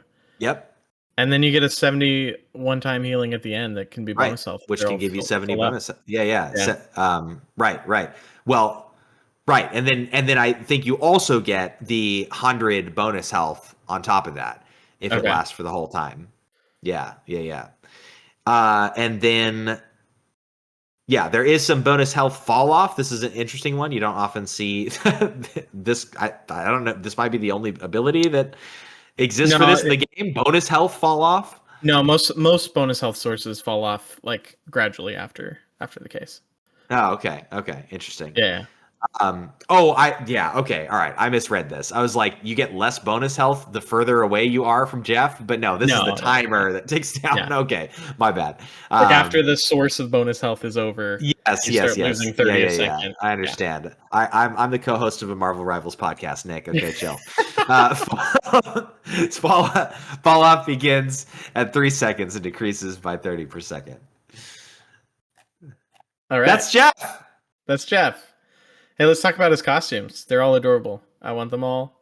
I have none of them except the free one that I got in the winter event. I know, right? But soon I will have Venom Jeff, and I'll be happy. Yep, I know. And I will never need to buy another Jeff skin because it's all I want. Also, so if you look at the costume icons for the recolors for him, this just like activates something in me that just is like Smash Brothers menu, like alternate color character thing. Like, it's just the pose he's in, and the fact that most of them are him in exactly the same pose, just with different hats on, and then different colors of the same outfit. Look at this Jeff page; it just screams Smash Brothers character, which I would love to see him in Smash Brothers. That would be amazing. It would be fun. He would, of all the characters in Marvel Rivals to be in Smash Brothers, it would 100% be Jeff, and. Just like for Pikachu and Pichu, who get the different like accessories and stuff, it would be these. Yeah.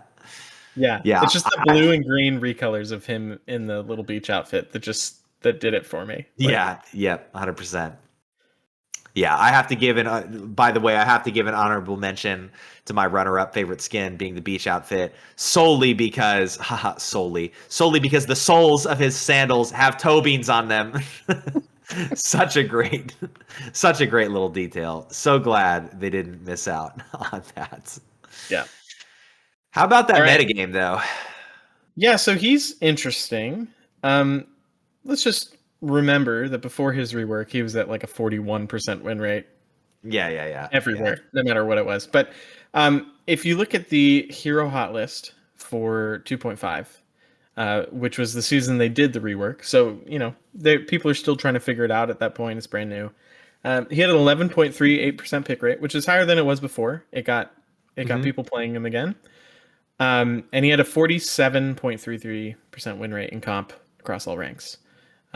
Which wasn't great, but it was better than it was before. So it was still an improvement. Now in season 3.0, according to Rivals meta, they've got him, again, their pick rate is different than the hero hot list, so it's going to be higher, but they have him at a 20% pick rate. That sounds about right. I see him on about a fifth of my teams. Yeah. And a 45.93% win rate in comp. Yeah, across all ranks. But in quick play, they have him at a 23% pick rate and a 54% win rate. Jeff, the quick play, the quick play king of former Staten Island. Yeah. Yes. First of his name. First of his name. It makes me sad because I feel like Jeff has better potential than this win rate would suggest. I'm not like when I'm comparing him to the other strategists, there isn't anything really obvious that I feel sets him apart in a like worse way. You know what I mean? Yeah. I mean, the other thing that is crazy, I guess, when you look at the hero hot list is that like Invisible Woman, who I feel we all instinctually know is really good, is even worse than Jeff on win rate. Strategists, I think just because the strategists are always holding down And the Luna, game, like, sorry, and Luna. Yeah, that's ridiculous. yeah, the win rates on strategists and vanguards, I think just because of pick rates and like having to hold down the game and like games being really lost if you only have one of them and stuff like that. I feel like it's hard to just like look at that data and go like, oh yeah, low win rate means they're bad. Like, but wouldn't you say, wow, that's just like, even though I already knew that going into this episode, that just re-blew my mind again from just like a social perspective, because maybe, I don't know, maybe you haven't experienced this. I feel like people in the Rivals community really like view Jeff as like a throw pick for strategist when it comes to competitive. Do you feel the same? I mean, I'm looking at him on Rivals meta, and he is still the lowest win rate by a lot compared to all the other strategists. So I don't think that's unwarranted. I'm not saying that like having a low win rate doesn't mean anything, but I just mean like the other two who have low win rates are Luna and Invisible Woman, who like we know are good. They're just holding down games there in almost every game. And so like they're not the thing deciding whether the team is winning or not when they're in mirror matches all the time. Right. Jeff is not in mirror matches all the time. I don't know. Like I think he still needs something. It might just be a numbers tweak though. But it might just be that people don't, that there's like it took a long time for people to figure out the flank Jeff. And this new Jeff is very different. And he's got a lot working with the bubbles and all the tech. Like he has a lot of tech and a lot of things he got to do. It could just be that we're still not figuring him out completely. I don't know. Yeah. Because like, he feels like he's good. I know. But the stats don't bear that out. Right. Whenever I'm playing him, like I don't feel like I have. Jeff is a character that when I play, I don't often feel like I have a bad game, you know? Like even if I lose, I'm like, yeah, no, like my stats are good. Like I felt good. I felt like I was like clutching at the moments I needed to, you know? So the question, I've heard a lot of people talk about Jeff and Ultron being MVP farmers, where like they get a lot of stats numbers wise, but it doesn't necessarily mean that it's super impactful. Yeah, Jeff's getting tons of assists, tons of like kill assists and things like that. Right. I mean, like everyone he's healing, he's getting assists when they kill, right? I wonder if the big like heal everyone on the team, I don't know. Like is that, I don't know. Like, does he need some burst healing? But he has the bubbles with that. Like, yeah. I don't know what it is. It's a mystery. Because not like very few healers have any kind of burst healing. Like when you actually look at it, there's not like tons of potential for that. Adam Warlock has the fastest if you use all his cooldowns at once.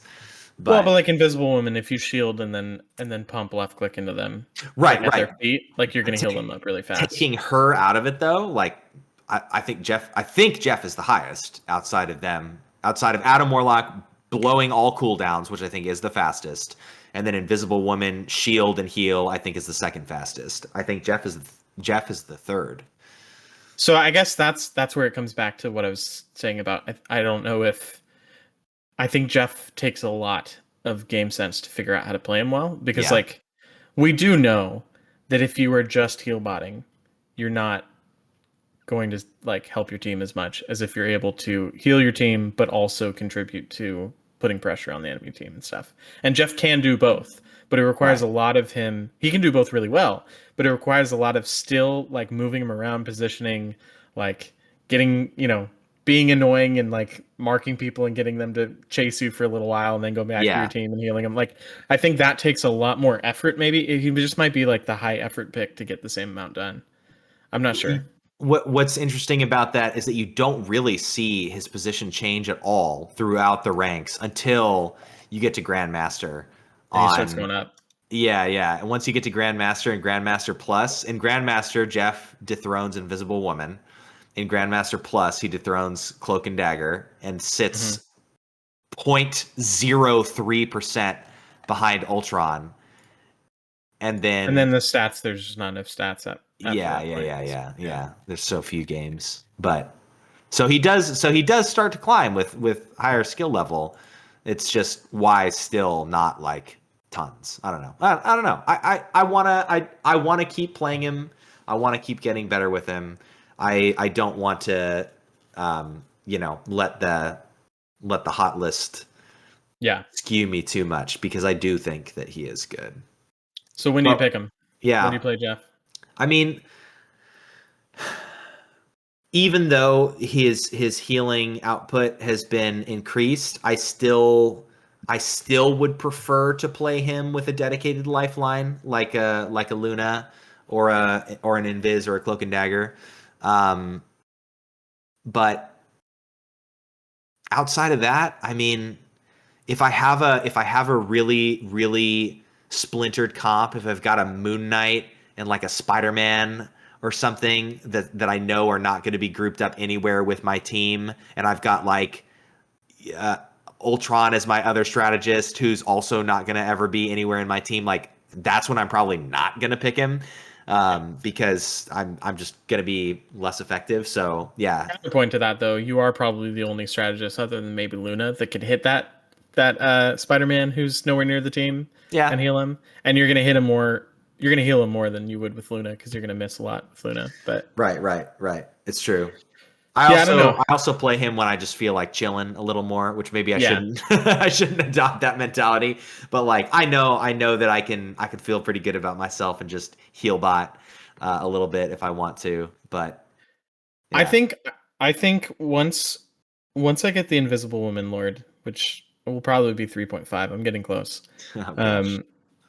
I think then, like, Luna all of a sudden this season, I started playing a bunch and I'm enjoying. But I think Jeff is the other one that would be my next, like, strategist main. Yeah.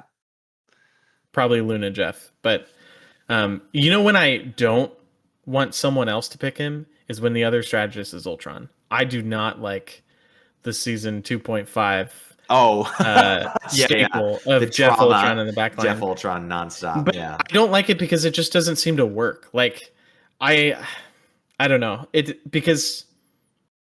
mean, Ultron has a defensive ult, but like it's a lot more targeted, and so it's not going to save your whole team. It's going to save one or two people, and it's really for turning a fight like for that person. More than people protecting don't use the whole it team. that way a lot of the time. And people don't use it that way. They just use it to like shoot, and it's like it does less damage than your regular ability. Like, what are you doing?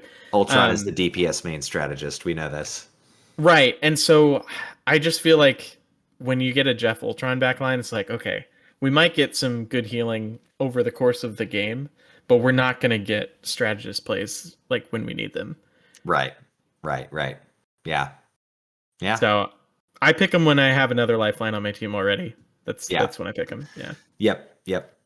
Yeah, I feel the same way. I hope that he continue. I hope that the community continues to like understand how to use this new kit that he has, and that he continues to see more playtime, because he's super fun. Like he, as far as the like traditional heal body healer-ish kind of things go, I think he's way more interesting. And I think he gets a bad rap when people are like, oh, they changed him to be like just one note. Like he's not one note at all.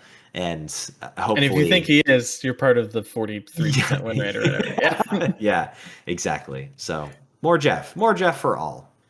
Peace, love, and Jeff. And Reddit takes of the week.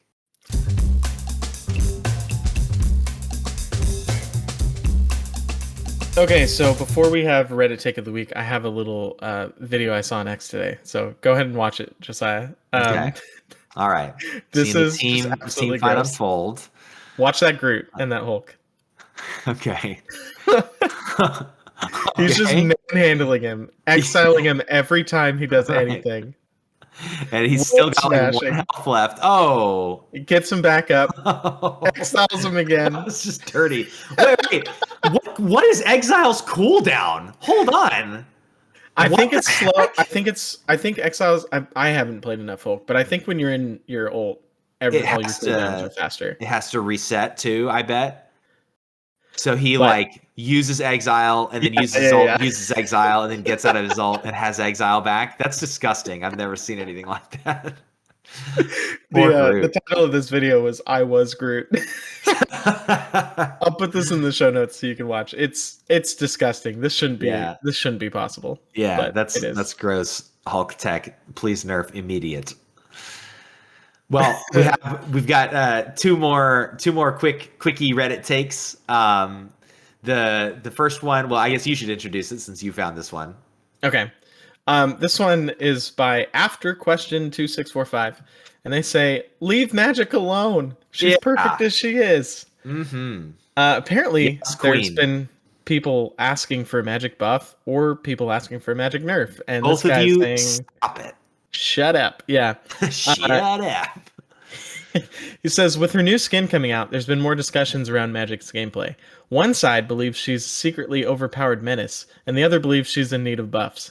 That side being people who have played against Magic or people who have tried to play Magic and don't know how to play her. Right. Then they say, no, she fits perfectly into this season, and making her dash hitbox bigger, which apparently some people were saying they should do, which is ridiculous. Absurd. It says, we'll take the only difficult part of her kit away, and she might actually become a problem. Yeah. Magic has been the most consistent character since this game's release. Let's not drag her next to Black Panther. Yeah, please not. Please no. Stop it. She really is, like, I think, in a perfect place. Yeah. With just, like, her... I mentioned, I don't know if it was last episode or the one before, I mentioned her, like, animation cancels are an important, very delicate part of her kit. If you mess with that stuff, like, she's not going to be as good anymore. If you give her more of a hitbox on her dash, which is super missable, like, that's going to be an awful idea. She's going to absolutely one-hit kill everybody all the time. It's crazy how much that dash, by the way, keeps her in check. I was watching gameplay of the #1 Magic player, like, in the world, and the amount of times that dude missed his dash is crazy. He was, like, missing 50% of the time, almost, I want to say. Just, like, spitballing a number off of my memory. But he was missing a lot. And, yeah, that is the great equalizer. Yeah, I will say we talked earlier about how her pick rate is, like, slightly increasing, and, like, I know. I feel like what Magic is what Black Panther was, but less annoying. But what Black Panther was before this season, when everyone finally figured out his time to kill, and more people started playing it. I don't want to see. I'm actually a little worried about the skin. If people do like the skin and it gets them to play Magic, I'm a little bit worried that we'll start to see a little bit too much Magic, and then people will start to get upset. Yeah, and, you know what I mean. Well, so thankfully, I've seen a lot of mixed feedback about that skin. Good. So. Good. Yeah, it's awful. Don't buy it. I shouldn't say that if we ever want to be Rivals partners. Oh gosh. Yeah, they're gonna come back to episode 26 and see. Yeah. So I think she's in a good spot precisely because, like, she doesn't. Yeah. Anyway, they nailed it. It's funny because I've mentioned this so many different episodes, but, like, this is it again. Is, like, I always, as a Magic man, I want to see some sort of buff as, like, a reason to go, like, ooh, there's something shiny to play with. But she doesn't need it, and I definitely don't want the nerf, which is the more likely alternative. Right. So just leave Magic alone. There is a comment on this thread, though, that says Necros posted a video. Necros just posted a video on her, so she's next on the chopping block. So, oh no. So, yeah, let's hope not. Let's hope not. But yeah, leave our girl alone. Well, the next Reddit take is the polar opposite. This one comes from HiveWing64, and they say, "What would you change about your main?" It says, people have grown to accumulate large amounts of time on characters across the roster. I'm curious as to what quality of life changes or even broader reworks you'd like to see for your characters. Who is actually your main? I don't even know anymore. Lilac is now officially past Magic as the character I played most by like half an hour. Yeah. I honestly, I know exactly what change I would have, and it would just be give me the 3 seconds of stealth back. That was not a problem. That was not ruining anything. Yeah, I it know is that certainly ruining my day that I can't reposition as well. That was really surprising for me, especially considering that her win rate is not like anything. She's the lowest win rate of all the divers. Leave me alone. Yeah, super weird. I didn't get that. That makes sense. Well, my main being Emma. I mean, I do think they needed to do the nerfs that they did. So I have a meme change. I want for her Carbon Crush, instead of picking them up and slamming them, I want her to put them on the ground and step on them. that giving more Neil Peasant's energy and also giving me the bonus points of extra neuron distraction from the people that I will get to step on me, mommy. That's your change. That's my change. I don't experience it. That's not me. I do it to other people. Yeah, I know. And they short their fuses short and short out, and yeah. I'm definitely not judging you for wanting to do that to other people. So. Dude, it's just a thing, okay? Just for gameplay purposes, yeah. Right. I like it, this in the spirit of my change. I like that the top comment on this Reddit post is right there with me from Dingled Duck, who says, Mr. Fantastic's walk shouldn't be a slightly bouncy jog, but a casual walk that he just takes long, stretchy steps. Gameplay is perfect otherwise. And I love that instantly I can envision just like, creepy, uncanny. Yeah, that would make him so deep in the uncanny valley that I would probably want to play him at that point. Oh man, what an episode. Well, that's all we got for today. Thank you so much for tuning in to number 26 of the Friends and Rivals podcast. If you would like more Friends and Rivals content, consider joining us over on Instagram at Friends and Rivals, on X at Friend Rival Pod, or on Discord via the link in the show notes. If you've got a question you'd like us to answer on our next episode, drop it in our Discord chat or the comments on Spotify for this episode, or hey, send us an email. You remember that? Well, we had it at one point, email, right? Now we got like 50 million DMs and all kinds of social media things, so yeah. All right. See you in the multiverse. See ya.